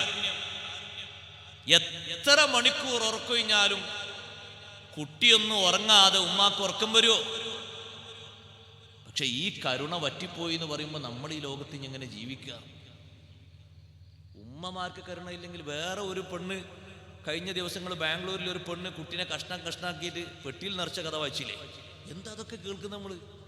സ്വന്തം മാതാവ് കാണാൻ എന്ത് നല്ല ചൊറുക്കുള്ള കുട്ടി. ആ കുട്ടീൻ്റെ ഫോട്ടോ തന്നെ കണ്ടില്ല, എന്ത് ഭംഗിയുള്ള കുട്ടി. 7 വയസ്സായ ആ കുട്ടിയുടെ മുഖത്ത് നോക്കിയിട്ട് എങ്ങനെ കൊല്ലാൻ തോന്നി സഹോദരങ്ങളെ? എന്തൊരു പൈശാചികതയാണ്. എന്നെക്കാരും വലിയ സങ്കടം എന്താണ്? നിങ്ങൾ കുട്ടികൾ 1, 2 ഉണ്ടായിട്ട് അങ്ങോട്ടും ഇങ്ങോട്ടുമൊക്കെ പ്രേമത്തിൽ അങ്ങോട്ടും ഇങ്ങോട്ടും മനസ്സ് കൈമാറിയിട്ട് ചാറ്റിങ് നടത്തിയിട്ട് ഈ പിഞ്ചു പൈതങ്ങൾക്ക് ബാപ്പയും ഉമ്മയില്ല. ബാപ്പ വേറൊരാളെ സ്നേഹിച്ചു, ഉമ്മ വേറൊരാളെ സ്നേഹിച്ചു. മക്കള് ബാപ്പാ ഉമ്മ എന്നും പറഞ്ഞുള്ള നിലവിളി. അല്ലാഹു അല്ലാ, എവിടുന്നാണ് അതിൻ്റെ സങ്കടം തീരുക? എത്രയാണ് അതൊരു ദിവസം വരുന്നത്? ഒരു കാരുണ്യം, സ്നേഹം നമ്മളെ കൽബിലില്ലെങ്കിൽ പിന്നെ നമ്മളെ മനുഷ്യന്റെ അവസ്ഥ എന്താ? അള്ളാഹു നമ്മളെ കാത്തുരക്ഷിക്കട്ടെ. ഹുബൈബ് റളിയല്ലാഹു അൻഹു ആ കുട്ടിയെ മടിയിലിരുത്തിയിട്ട് ചോദിക്കാണ് സൈനബ് എന്ന് പറയുന്ന പെണ്ണിനോട്, പെണ്ണേ, ഞാൻ ഈ കുട്ടിയെ കൊല്ലുന്ന് കരുതുന്നുണ്ടോ? ഇല്ല കേട്ടോ, ഒരിക്കലും ഞാൻ ഈ കുട്ടിയെ കൊല്ലൂല. ആ കുട്ടിയുടെ നെറ്റിയിൽ ഉമ്മ വെച്ചു ഹുബൈബ് റളിയല്ലാഹു അൻഹു. കുട്ടിയെ തായോട്ട് ഇറക്കിക്കൊടുത്തു. ഏത് കുട്ടികളെ കണ്ടാലും വാരിയെടുക്കുന്ന നേതാവാണ് മുഹമ്മദുർ റസൂലുള്ളാഹി സ്വല്ലല്ലാഹു അലൈഹി വസല്ലം. തങ്ങൾ സ്വന്തം കുട്ടിയെന്ന് മാത്രമല്ല, ഏത് കുട്ടിയെ കണ്ടാലും അണച്ചുകൂട്ടിപ്പിടിച്ച് സ്നേഹം പങ്കിടുന്ന നേതാവിൻ്റെ ഉമ്മത്ത്. യുവാക്കളെ, യുവതികളെ, മറ്റൊരാൾക്ക് മനസ്സും ശരീരവും കൈമാറുന്നതിൻ്റെ മാർഗമായി ഒരിക്കലും മാപ്പർഹിക്കാത്ത ശിക്ഷയ്ക്ക് വിധേയരാകരുത്. ജഹന്നമാണ് അല്ലാഹു കണക്കാക്കിയിരിക്കുന്നത് ഒരു കുഞ്ഞിനെ കൊല്ലാൻ. ഇത്രയും കടുത്തുപോയ മനസ്സ് എത്രമാത്രം മൃഗീയമായ മനസ്സാണ്. കത്തി കയ്യിൽ പിടിച്ചിട്ടും ഹുബൈബ് തങ്ങൾ പറഞ്ഞില്ലേ, സൈനബേ, കുട്ടിയെ ഞാൻ കൊല്ലൂല, അങ്ങനെ നിങ്ങൾ വിഷമിക്കണ്ട. കുട്ടികൾക്ക് സ്നേഹം പകർന്നു കൊടുക്കുന്നത് മുത്തുനബിയിൽ നിന്ന് അങ്ങോട്ട് കണ്ട ശിഷ്യനാണ് ഹുബൈബ് റളിയല്ലാഹു അൻഹു. ഉപ്പമാരെ, ചെറുപ്പക്കാരെ, കുട്ടികൾ നമ്മളെ മടിയിൽ മൂത്രൊഴിച്ചു, അല്ലെങ്കിൽ നമ്മുടെ ഡ്രസ്സിൽ കാട്ടിച്ചു, വഴക്ക് പറയരുത് കേട്ടോ, ചീത്ത പറയരുത് കേട്ടോ. കുടില മനസ്സിന്റെ ഉടമകളാകരുത്, ആർദ്രതയുള്ള മനസ്സിന്റെ ഉടമകളാകണം. ഹബീബുനാ റസൂലുള്ളാഹി സ്വല്ലല്ലാഹു അലൈഹി വസല്ലം തങ്ങൾ കട്ടിലിൽ കിടക്കുമ്പോ ആയിഷ ഉമ്മയെ കാണാൻ വേണ്ടി വന്ന ഒരു പെണ്ണ്, ആ പെണ്ണിന്റെ ഒക്കത്തിരിക്കുന്ന ചെറിയൊരു കുട്ടി, ഒരു 3 വയസ്സ് 3.5 വയസ്സ് പ്രായമുള്ള കുട്ടിയാണ്. കുട്ടികൾ ഒക്കത്തിരിക്കൂലല്ലോ, എന്തെങ്കിലും കണ്ടാൽ താഴോട്ടിറങ്ങൂലേ? ആ കുട്ടികളുടെ പ്രകൃതി അങ്ങനെയാണ്. കുട്ടി താഴോട്ടിറങ്ങി പതുക്കെ പതുക്കെ നടന്നു വന്ന കുട്ടി മുത്തുനബി തങ്ങളെ കട്ടിലിൽ കയറി. കട്ടിലിൽ കയറിയ കുട്ടിയെ നബി സല്ലല്ലാഹു അലൈഹി വസല്ലം പള്ളന്റെ മേലെ കയറ്റി വെച്ചു. നോക്ക് നിങ്ങൾ, തങ്ങൾ ആ കുട്ടീനേറ്റ് അങ്ങനെ കളിക്കാണ്. തങ്ങൾ കിടക്കാണ്. കിടന്നിട്ട് മുത്തുനബി തങ്ങളെ കുട്ടിയല്ലേ, ഏതോ ഒരു പെണ്ണ് ആയിഷ ബീവിയെ കാണാൻ വേണ്ടി വന്നൊരു ഉമ്മ, ആ ഉമ്മാന്റെ കുട്ടി എങ്ങനെ പള്ളമ്മലിരുത്തിയിട്ട് തങ്ങൾ അങ്ങനെ കളിക്കാണ്. ഈ കളിയുടെ ഇടയിൽ കുട്ടി അങ്ങ് മൂത്രൊഴിച്ചു. നമ്മളൊക്കെ നന്നാകണമെങ്കിൽ എന്നും നമ്മളെ മടിയിൽ മൂത്രയ്ക്കണം കുട്ടികൾ, നല്ല നന്നാകണം. ചില ആളുകളൊക്കെ ഉണ്ട് ചൂടാകുന്ന കേട്ടാൽ മൂത്രയ്ക്കാൻ മുട്ടുമ്പോൾ അവരെ മടി കൊണ്ടിരുത്തണം. എന്തിനാ ചൂടാണ്? എന്തിനാ ദേഷ്യപ്പെടുന്നു? ആ കുട്ടിയെന്നെ അപ്പോൾ നോക്കുന്നുണ്ടാവും, പഠിച്ചാനെ ഇതാണോ ബാപ്പ? ഇത് വാപ്പ ആണ്ടില്ലേന്ന് ചിലപ്പോൾ കുട്ടി കരുതുണ്ടാവും. എന്തിനാ വഴക്ക് പിടിക്കണത്? ഓ, നമ്മളൊക്കെ ഒരു ഡീസന്റ് കണ്ടാൽ എന്ത് ഡീസൻ്റാ നമുക്കുള്ളത്, എന്ത് പവറാ നമുക്കുള്ളത്. ഈ കുട്ടി മൂത്രമൊഴിച്ചത് ആ ഉമ്മ അങ്ങനെ വന്നു നോക്കുമ്പോൾ കുട്ടി മൂത്രമൊഴിക്കാണ് പള്ളമ്മൽ ഇങ്ങനെ കിടന്നിട്ട്. ആരെ പള്ള എന്ന് പറയുന്നത് നിങ്ങൾക്ക്? ലോകത്തിന്റെ നേതാവ് സയ്യിദുനാ റസൂലുള്ളാഹി സ്വല്ലല്ലാഹു അലൈഹി വസല്ലം തങ്ങളുടെ പുണ്യ പൂമേനിയിൽ അവിടെ കിടന്നിട്ടാ ഈ കുട്ടി മൂത്രമൊഴിക്കുന്നത്. ഈ ഉമ്മ പെട്ടെന്ന് ചെന്നു കുട്ടീനെ എടുക്കാൻ വേണ്ടി ബേജാറായി. മുത്തുനബി തങ്ങൾ കൊടുത്തില്ല. കാരണം മൂത്രമൊഴിച്ചു കൊണ്ടിരിക്കുന്ന സമയത്ത് പോയി വലിച്ചാൽ വീട്ടിലാകെ മൂത്രാവും അല്ലേ? തങ്ങൾ കൊടുത്തില്ല, കുട്ടിനെ ബേജാറാക്കിയില്ല. കുട്ടി അങ്ങനെ കിടന്ന് മൂത്രമൊഴിക്കുന്നു. മൂത്രമൊഴിക്കലൊക്കെ കഴിഞ്ഞ ശേഷം ആ കുട്ടിന്റെ മുഖത്തൊരു ഉമ്മ കൊടുത്തു, ചുംബനം കൊടുത്തു. തങ്ങൾ കുട്ടിയെ കൈമാറി ആയിഷ ബീവിയോട് പറഞ്ഞു, ഒരു പാത്രം വെള്ളം കൊണ്ടുവാ. ആ പാത്രം വെള്ളം ഇങ്ങനെ അങ്ങോട്ട് ഒഴിച്ചു. നമ്മളാണെങ്കിൽ അവിടെ ഉള്ള ആ തറപ്രസംഗം ഇവിടെ നിന്ന് പറഞ്ഞാൽ സമയം മതിയാവോ? അല്ലാ, ചില വീട്ടിലൊക്കെ ഇങ്ങോട്ട്. അപ്പൊ അപ്പുറത്തുള്ള വീട്ടുകാർ ചിന്തിക്കുന്നുണ്ടാവും, പഠിച്ചനെ ഓനക്ക് കുട്ടി ഉണ്ടായിട്ട് ഇങ്ങനെ, എനിക്കൊരു കുട്ടിയില്ലായിട്ട് ഞാൻ എന്തൊരു ബുദ്ധിമുട്ട്. ഓനക്ക് 2, 3, 4 കള്ള കൊടുത്തതിന് പകരം എനിക്ക് 5 തന്നിക്കുകയാണെങ്കിൽ എന്ത് സ്നേഹത്തോടെ പോറ്റും. ഓന് കൊടുത്തിട്ട് ഈ കോലത്തിലുള്ള ആ കുട്ടികൾ എന്തൊരു വെറുപ്പ് അറുപ്പ്, എന്തൊരു വർത്താനാ പറഞ്ഞത്. നമ്മളിൽ നിന്ന് യുവാക്കളെ യുവതികളെ ഈ സംസ്കാരം ഉണ്ടാകരുത്. വളരെ മോശം, ഒരിക്കലും ഉണ്ടാകരുത്. ഒരു കുട്ടി മൂത്രച്ചിനൊക്കെ ഉമ്മാനെ ചീത്ത അറിയാം, പെണ്ണുങ്ങളെ ചീത്ത അറിയാം. എന്നാ പിന്നെ ആദ്യം മെഡിക്കൽ കോളേജ് കൊണ്ടുപോയിട്ട് 2 ദ്വാരം വേണ്ട, ഒന്ന് അടച്ചേരിയെന്നുണ്ടെങ്കിൽ ആദ്യം തന്നെ. മൂത്രയിക്കലൊക്കെ സ്വാഭാവികല്ലേ? നോക്ക്, നിങ്ങൾ എന്തെങ്കിലും പറഞ്ഞോ, തങ്ങൾ ആ കുട്ടി എന്തെങ്കിലും പറഞ്ഞു, ആ കുട്ടീന് ഉമ്മ കൊടുത്ത് ചുംബനം കൊടുത്തിട്ടാ തങ്ങൾ കൈമാറുന്നത്. എടുക്കാൻ വേണ്ടി ബേജാറായി വന്ന ഉമ്മാന്റെ കയ്യിലേക്ക് ആ കുട്ടീനെ കൊടുത്തില്ല. ശേഷം ഒരു പാത്രം വെള്ളം കൊണ്ട് അതങ്ങനെ ഒഴിച്ചു. അത്രല്ലേ ഉള്ളൂ. നജസ് ആ ചെറിയ കുട്ടിന്റെ ആ മൂത്രമൊഴിച്ച് നീങ്ങാൻ അതിലേറെ ഒന്ന് വെള്ളം ഒഴിച്ചാൽ നീങ്ങാൻ കഴിഞ്ഞില്ലേ? അതിനിപ്പോ എത്രമാത്രം പറയാനുണ്ടോ? അത് ഉണങ്ങിയാൽ അത് റെഡിയായും ചെയ്തു. ഇപ്പൊ നനഞ്ഞു, നാലപ്പം എന്താ കുഴപ്പം? അതൊരു ബുദ്ധിമുട്ടുള്ള സംഗതിയായിട്ട് തോന്നരുത്. അങ്ങനെ തോന്നുമ്പോഴാണ് നമ്മളെ കൽബിൽ ഈ സ്നേഹം, കാരുണ്യം എന്ന് പറയുന്ന സംഗതി ഇല്ലാതായിത്തീരുന്നത്. അല്ലാഹു നമ്മളെ കൽബ് നന്നാക്കി തരട്ടെ. ചെറുപ്പക്കാരനായ ഹുബൈബ് റളിയല്ലാഹുവിന്റെ മടിയിൽ ആ കുട്ടി ഇരിക്കുന്ന രംഗം ഇതൊക്കെ കണ്ടിട്ടാണ് സൈനബ് എന്ന് പറയുന്ന പെണ്ണ് പറയുന്നത്, മാ റഅയ്തു അസീറൻ ഖത്തു ഖൈറൻ മിൻ ഹുബൈബ്. എൻ്റെ വീട്ടിൽ തടവുകാരനായ ഹുബൈബ് എന്ന ചെറുപ്പക്കാരനെക്കാളും നല്ലൊരു തടവുകാരനെ ഞാൻ കണ്ടിട്ടില്ല. എന്തൊരു സ്നേഹമാണ്, എന്തൊരു ബഹുമാനമാണ്, എന്തൊരു കറാമത്താണ്. യുവാക്കളെ, യുവതികളെ, എങ്ങനെയാണ് അല്ലാഹു ഭക്ഷണം കൊടുത്തത്? തടവറയിൽ പാർപ്പിക്കുന്ന സമയത്ത് അള്ളാന്റെ ഭാഗത്തുനിന്ന് ഡയറക്റ്റായി ഭക്ഷണം കിട്ടിയാൽ പിന്നെ മനസ്സിന് വല്ല വിഷമുണ്ടോ? അവിടെ കിടന്നുറങ്ങാൻ വല്ല പ്രശ്നമുണ്ടോ? മുന്നിൽ വരുന്ന കാര്യങ്ങൾക്ക് പ്രതിസന്ധിയുണ്ടോ? കടുമരത്തിലേക്ക് കൊണ്ടുപോകുന്ന സമയത്ത് അവസാനം വല്ല ആഗ്രഹമുണ്ടോ? ഹുബൈബ്, എൻ്റെ പ്രിയപ്പെട്ട യുവാക്കളോട്, യുവതികളോട് ഞാൻ പറയട്ടെ, ഹുബൈബ് റളിയല്ലാഹു അൻഹു അവസാനത്തെ ആഗ്രഹം പറഞ്ഞത്, ദഊനി ഉസല്ലി റക്അതൈൻ. എൻ്റെ ജീവിതത്തിൽ എത്ര നിർവഹിച്ചിട്ടും എനിക്ക് മതിവരാത്തൊരു അമലുണ്ട്. എൻ്റെ നിയന്താവായ, എൻ്റെ റബ്ബായ, എൻ്റെ സൃഷ്ടാവായ അള്ളാഹുവിനുള്ള സുജൂദാണ്, നിസ്കാരമാണ്. എത്ര നിർവഹിച്ചിട്ടും എനിക്കതിൻ്റെ പൂതി മാറിയിട്ടില്ല. 2 റക്അത്ത് എൻ്റെ റബ്ബിനെനിക്ക് നിസ്കരിക്കണം. ദുനിയാവിൽ നിന്നുള്ള യാത്രയല്ലേ, അവസാനം എന്തെല്ലാം ആഗ്രഹം പറയാനുണ്ട്. എന്തെങ്കിലും ആഗ്രഹമുണ്ടോ എന്ന് പോകുന്ന സമയത്ത് ചോദിച്ചപ്പോ ആഗ്രഹം ഇത് പറഞ്ഞപ്പോ 2 കൈയിന്റെയും ബന്ധനം അഴിച്ചു കൊടുത്തു. ഹുബൈബ് റളിയല്ലാഹു അൻഹു നിസ്കരിക്കാൻ വേണ്ടി ഉളു എടുത്ത് 2 റക്അത്ത് നിസ്കരിച്ചിട്ട് പറഞ്ഞു, ലൗലാ അൻതദുന്നു അന്നമാ ബി ജസഉൻ ലസിത്തു. എനിക്ക് മരണത്തിൻ്റെ വെപ്രാളമുണ്ടെന്ന് നിങ്ങൾ മനസ്സിലാക്കൂലായിരുന്നെങ്കിൽ ഞാനിങ്ങനെ നിസ്കാരം നീട്ടിയിട്ട് മരണപ്പേടിയാണെന്ന് നിങ്ങളെ മനസ്സിൽ ധാരണ വരില്ലായിരുന്നെങ്കിൽ ഇനിയും ഞാൻ നിസ്കരിക്കുമായിരുന്നു. ചെറുപ്പക്കാരാ, യുവത്വ കാലത്ത് സുന്നത്ത് നിസ്കാരം ഒഴിവാക്കണ്ട. ചെറുപ്പക്കാരി, ഒരൊറ്റ നിസ്കാരവും ഖളാക്കണ്ട. പ്രായപൂർത്തിയെത്തിയതിന് ശേഷം ഒരു ഫർളും ഒരു സുന്നത്തും ഒഴിവാക്കാത്ത ചെറുപ്പക്കാരനുണ്ടോ, ചെറുപ്പക്കാരിയുണ്ടോ? ഈ നാട്ടിലെ ഏറ്റവും നല്ല ചെറുപ്പക്കാരൻ അവനാണ്, ചെറുപ്പക്കാരി അവളാണ്.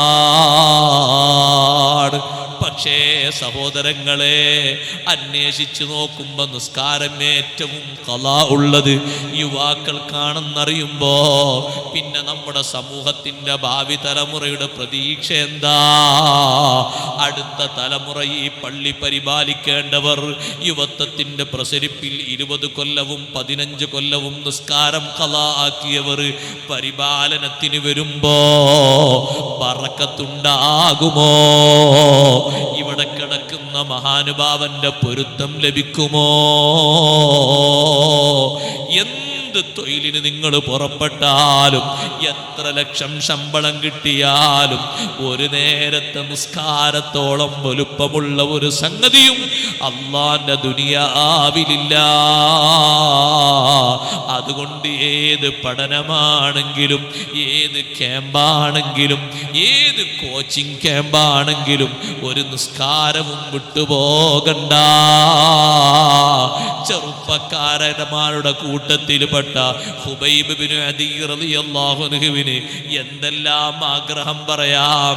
പക്ഷേ ഏറ്റവും മുന്തിച്ച ആഗ്രഹം ആദ്യമായി നമ്മുടെ സമൂഹത്തില് കൊലക്കാരന് മുമ്പിൽ നിസ്കരിച്ചുകൊണ്ട് മാതൃകയാക്കിയ മഹാൻ, അവ്വലു മൻ സന്ന സ്വലാത്ത ഇൻദൽ ഖത്ലി, കൊലപാതകം നടക്കുന്നതിന്റെ മുമ്പ് തൂക്കുമരത്തിന്റെ തൊട്ടു മുന്നില് അള്ളാഹുവിന് വേണ്ടി 2 റക്അത്ത് നിസ്കരിച്ച് ആദ്യമായി മാതൃക കാണിച്ച യുവാവ് സയ്യിദുനാ ഹുബൈബ് റളിയല്ലാഹു അൻഹുവാണ്.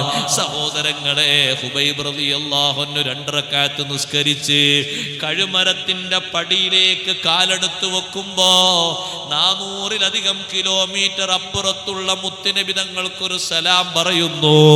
അന്ന് അള്ളാഹുവിന്റെ ഹബീബ് മദീനയിൽ ഹയാത്തുണ്ട്.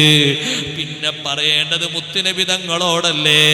അള്ളാഹുവിനോട് സമ്മതം ചോദിച്ചല്ലോ 2 റക്അത്ത് നിസ്കരിച്ചിട്ട് ഈ ദുനിയാവിൽ നിന്നുള്ള യാത്രക്ക് അള്ളാഹുവിനോടുള്ള മഹബത്ത് കഴിഞ്ഞാൽ ഏറ്റവും അധികം ഒരാളെ മനസ്സിലും ശരീരത്തിലും വാക്കിലും നോക്കിലും പ്രവൃത്തിയിലും സ്ഥാനം നൽകപ്പെടേണ്ടതാർക്കാണ്?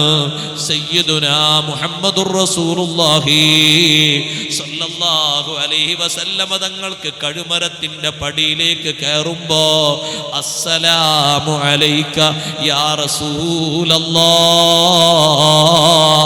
സ്വഹാബത്തിന്റെ കൂട്ടത്തിലിരിക്കുന്ന മദീനയിലെ നബി തങ്ങള് വഅലൈക്കസ്സലാം യാ ഹുബൈബ്, സലാം അടക്കിയപ്പോ സ്വഹാബത്ത് ചോദിച്ചു, അല്ലാഹുവിന്റെ റസൂലേ, ഹുബൈബ് റളിയല്ലാഹു അൻഹു എവിടെ?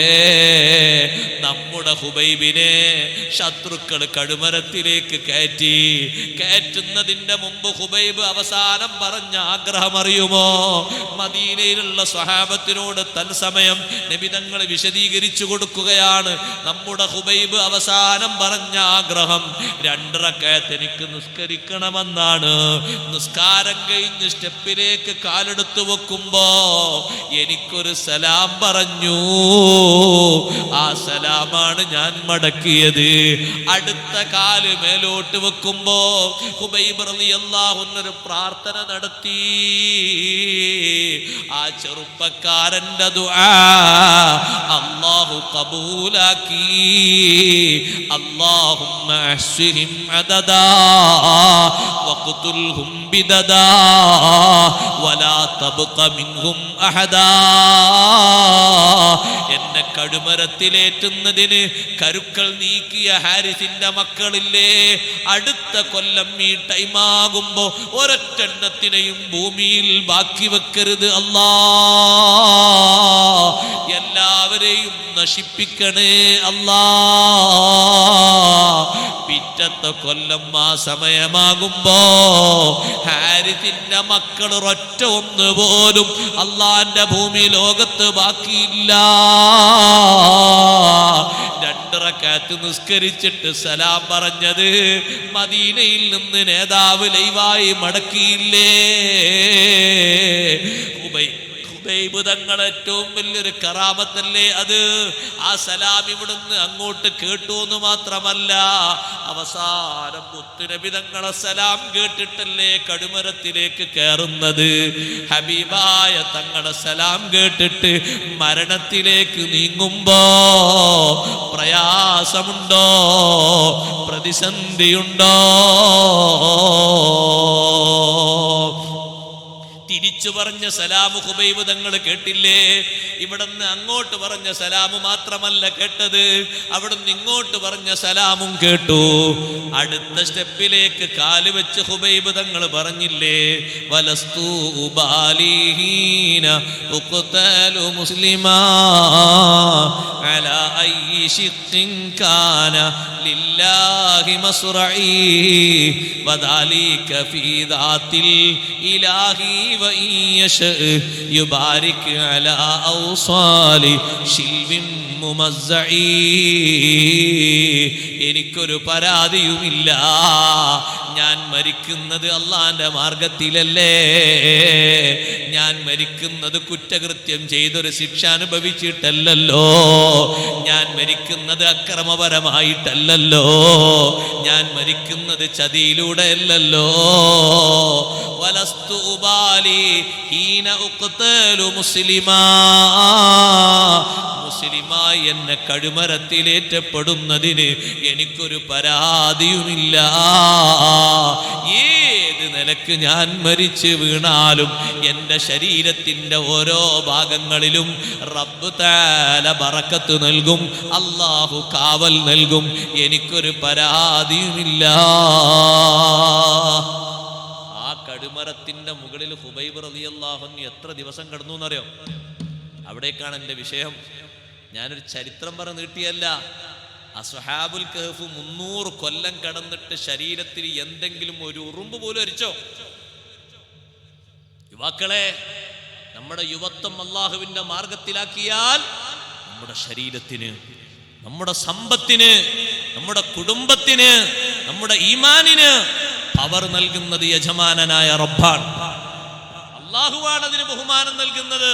തിരുത്താൻ ഒരാൾക്കും കഴിയില്ല, പറിച്ചു മാറ്റാൻ ഒരാൾക്കും കഴിയില്ല. യുവത്വത്തിന്റെ പ്രസരിപ്പ് ദീനിന്റെ വഴിയിലായിട്ട് മാത്രം ചെലവഴിക്കുക. ഭൗതികതയ്ക്ക് വേണ്ടി യുവത്വത്തിന്റെ പ്രസരിപ്പും യുവത്വത്തിന്റെ പ്രചോദനവും യുവത്വത്തിന്റെ മാസ്മരികതയും ദുനിയാവിന്റെ ലാഭത്തിന് വേണ്ടി ഭൗതികതയ്ക്ക് വേണ്ടി ഇപ്പത്തെ കാലത്ത് ഇങ്ങനൊക്കെയല്ലേ നടക്കുള്ളൂ എന്ന് കരുതിയിട്ട് ചെലവഴിക്കരുത്. അള്ളാഹുവിന്റെ പൊരുത്തത്തിന് വേണ്ടി ചെലവഴിക്കണം. ഒരൊറ്റ നിസ്കാരവും നിന്റെ പെരടിയിൽ ഖളാ ഉണ്ടാകരുത്. ഒരൊറ്റ നോമ്പും നിന്റെ പെരടിയിൽ ഖളാ ഉണ്ടാകരുത്. ഒരൊറ്റ ഹറാമിയത്തും നിന്റെ ഭാഗത്ത് വലിയ സന്തോഷമായിട്ട് നിനക്ക് തോന്നരുത്. നിന്റെ ജീവിതത്തിൽ വലിയ പ്രസരിപ്പായിട്ട് പതിവായിട്ട് ഒരു ഹറാമും നീ പ്രവർത്തിച്ചു മുന്നോട്ട് നീങ്ങരുത്. ദൗർഭാഗ്യകരമായിട്ട് എപ്പോഴെങ്കിലും ഒന്ന് സംഭവിച്ചു പോയെങ്കിൽ പശ്ചാത്തപിച്ചു മടങ്ങണം. മേലാൽ അതിലേക്കില്ലെന്ന് പറഞ്ഞ രീതിയിൽ മടങ്ങണം. ശേഷിക്കുന്ന യുവത്വം അള്ളാഹുവിന്റെ പൊരുത്തത്തിലായി കിട്ടാൻ വലിയ കാവലല്ലേ അള്ളാഹു തആല തരുന്നത്. ഖുബൈബ് ബിൻ അദി റളിയല്ലാഹു അൻഹുവിന്റെ ശരീരം 40 ദിവസം കിടന്നു കടിമരത്തില്. നഖം കൊഴിഞ്ഞു പോയോ?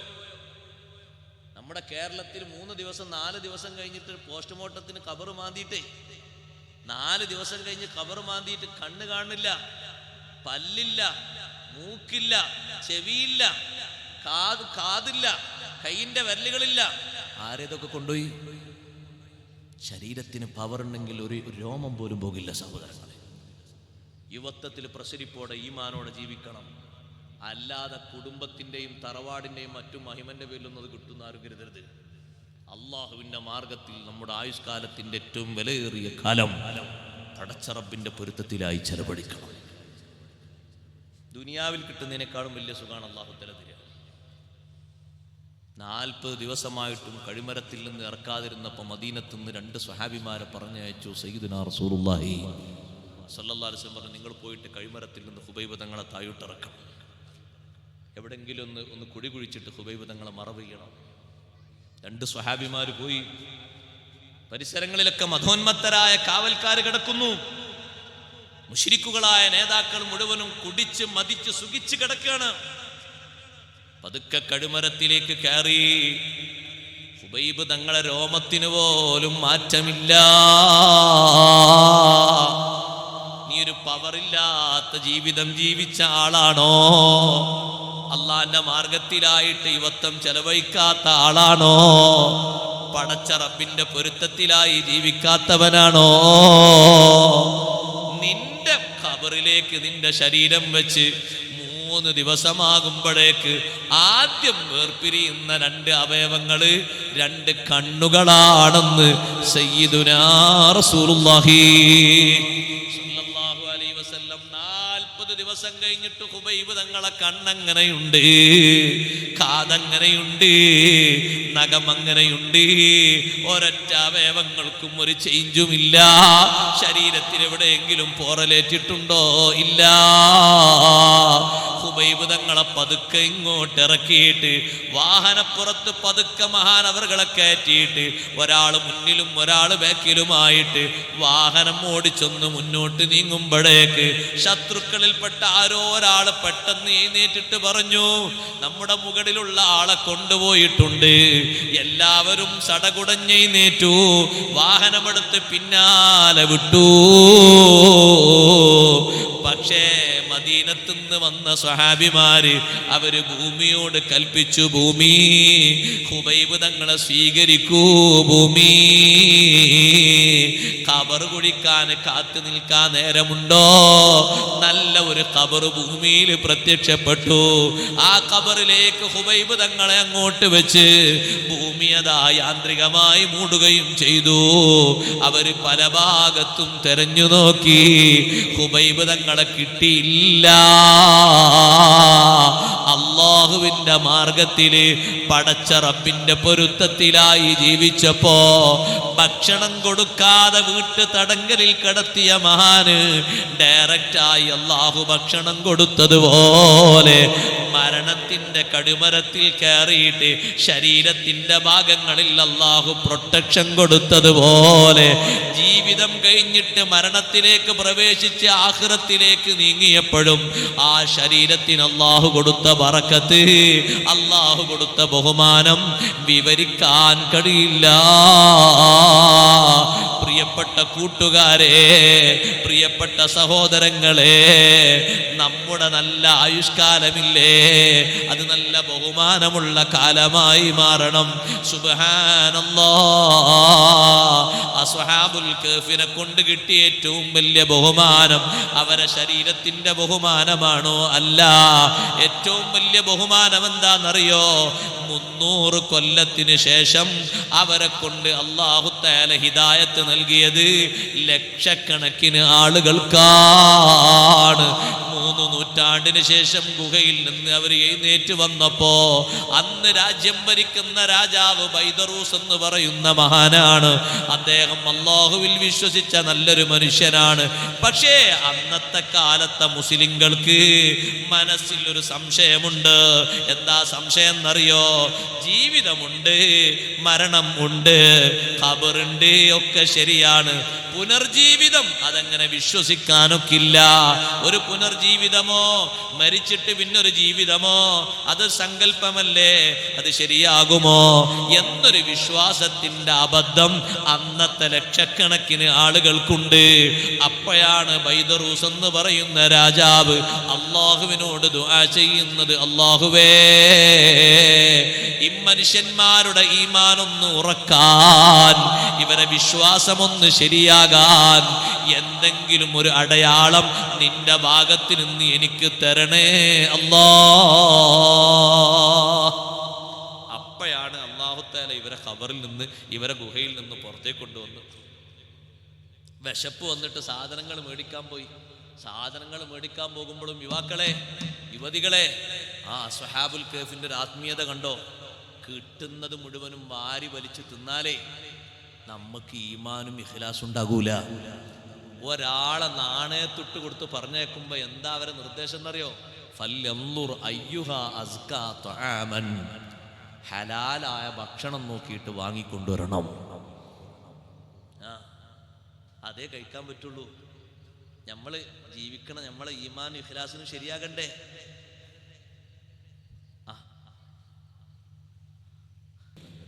അസ്ഹാബുൽ കഹ്ഫിന്റെ ഇഖ്ലാസിന്റെ രൂപമാണ്.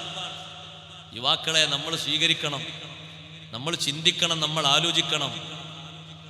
എന്ത് ഹലാലായത് മാത്രമേ കഴിക്കാവൂ. എത്ര വിശപ്പുണ്ട്, പക്ഷെ പൈസ കൊടുത്തയക്കുന്ന ഭക്ഷണം വാങ്ങാൻ വേണ്ടി പോകുന്ന സഹോദരനോട് അവരെ ഉപദേശമാണ്, ഹലാലായത് മാത്രം ഭക്ഷണം വാങ്ങിക്കൊണ്ടുവരണം. എന്താ അങ്ങനെ പറയാൻ കാരണം എന്നറിയോ നിങ്ങൾ?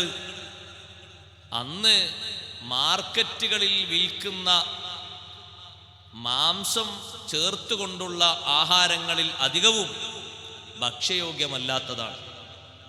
കാരണം അറുക്കേണ്ടവരല്ലാത്തവർ അറുത്തു, അറുക്കപ്പെടാത്ത സാധനങ്ങൾ വേവിച്ചു, ഒക്കെ വിൽപ്പന നടക്കുന്നുണ്ട് അവിടെ. അതുകൊണ്ട് ശ്രദ്ധിക്കണം എന്നാണ് വാങ്ങിക്കൊണ്ടുവരാൻ പോകുന്ന ആളോട് പറയുന്നത്. നിങ്ങൾ കൊണ്ടുവരുന്ന മാംസം മറ്റൊക്കെ നമുക്ക് കഴിക്കാൻ പറ്റുന്നതാകണം.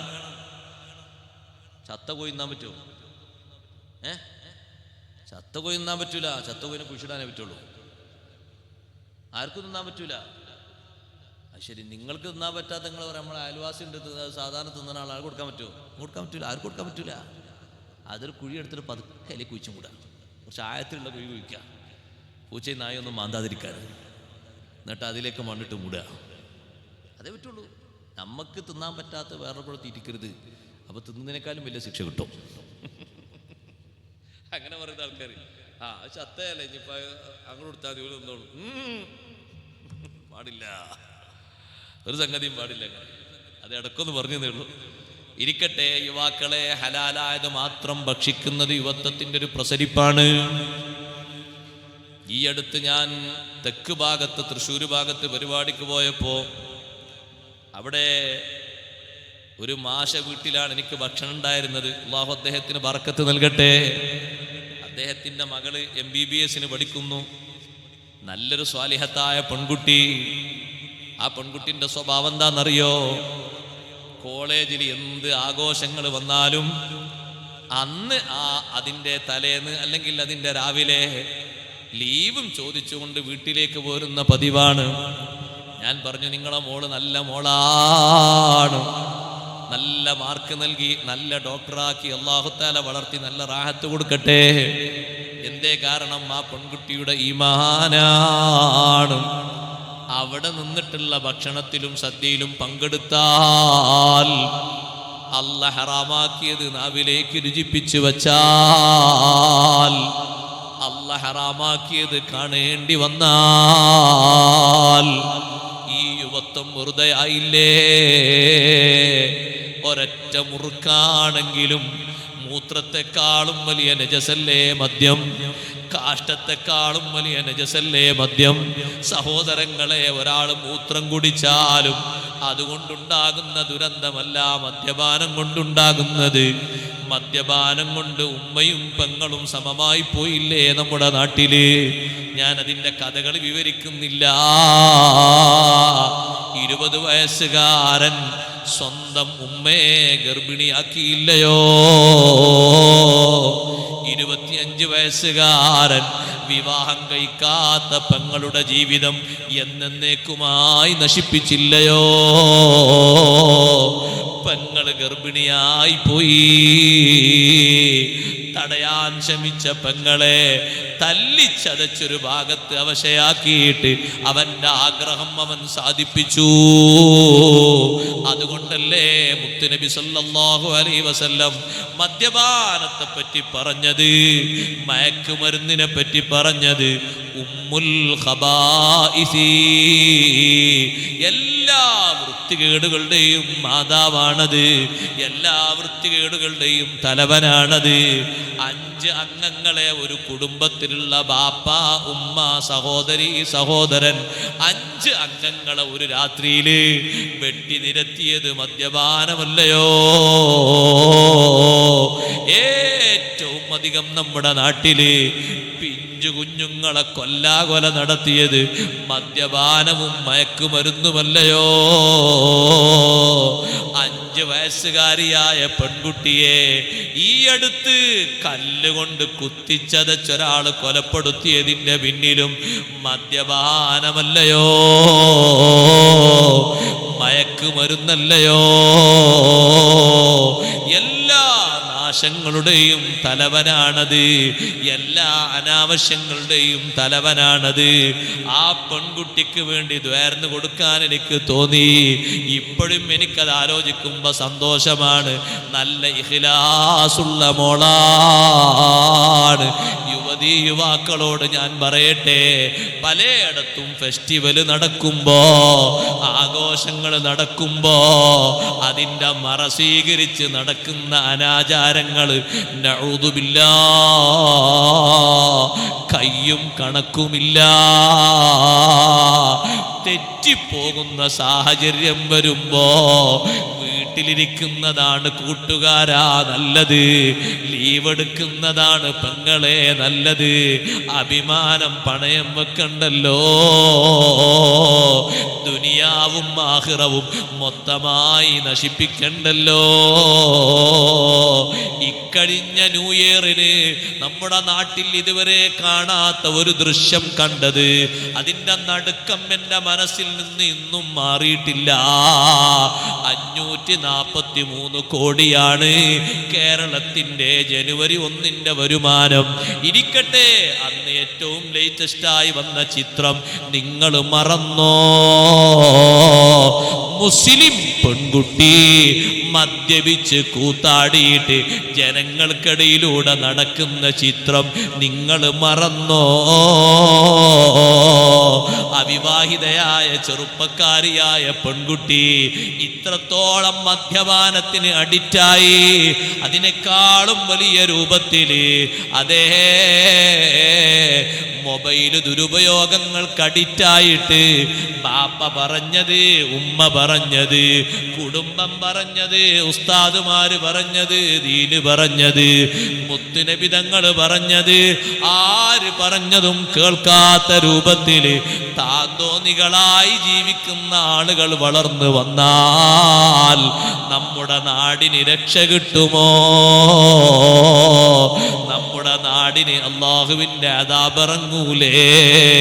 അള്ളാഹുവിൻ്റെ ശിക്ഷ ഇറങ്ങൂലേ? ചെറുപ്പക്കാര് നല്ല അന്തസ്സോടെ ജീവിക്കുന്ന നാടാണോ? ആ നാടിനുള്ള കാവലെത്രയാ? ആ നാടിനുള്ള ബഹുമാനമെത്രയാ? യുവതികളെ, യുവാക്കളെ, യുവത്വം പന്താടാനുള്ളതല്ല, യുവത്വം ബഹുമാനത്തിനുള്ളതാണ്, ഭാവി ഉയർച്ചക്കുള്ളതാണ്, പുരോഗതിക്കുള്ളതാണ്. യുവത്വ കാലത്ത് തന്നെ നട്ടുപിടിപ്പിച്ചെങ്കിലേ അങ്ങനെ ശരിയാകൂ. അസ്ഹാബുൽ കഹ്ഫിന്റെ ഉപദേശം വിശന്ന് ഒട്ടിയ സമയത്തും എന്തെങ്കിലും വാങ്ങിക്കൊണ്ടുവാന്നല്ല, ഫല്ലൻദുർ അയ്യുഹാ അസ്കാ തഅമാ, ഹലാലായ ഭക്ഷണം നോക്കിയിട്ട് വാങ്ങിക്കൊണ്ടുവരണേ. അല്ലെങ്കിൽ നമ്മൾ ചൊല്ലിയ ദിക്റ്, നമ്മൾ ചൊല്ലിയ ദുആ, നമ്മൾ അല്ലാഹുവിൽ വിശ്വസിച്ച വിശ്വാസം, ഇതിനെല്ലാം കുഴപ്പം വന്നു ചേരും. അല്ലാഹു നമ്മളെ കാത്തു രക്ഷിക്കട്ടെ. മയക്കുമരുന്നിൻ്റെയും മദ്യപാനത്തിൻ്റെയും പിടിയിലമർന്നിട്ട് ലക്ഷക്കണക്കിനും കോടിക്കണക്കിനുമൊക്കെ ആസ്തി ഉണ്ടാക്കുന്ന ഒരു തലമുറ നമ്മുടെ നാട്ടിൽ ഓരോ ദിവസവും വളർന്ന് വളർന്ന് വർദ്ധിച്ചു വരികയാണ്. അല്ലാഹു നമ്മളെ കാത്തുരക്ഷിക്കട്ടെ.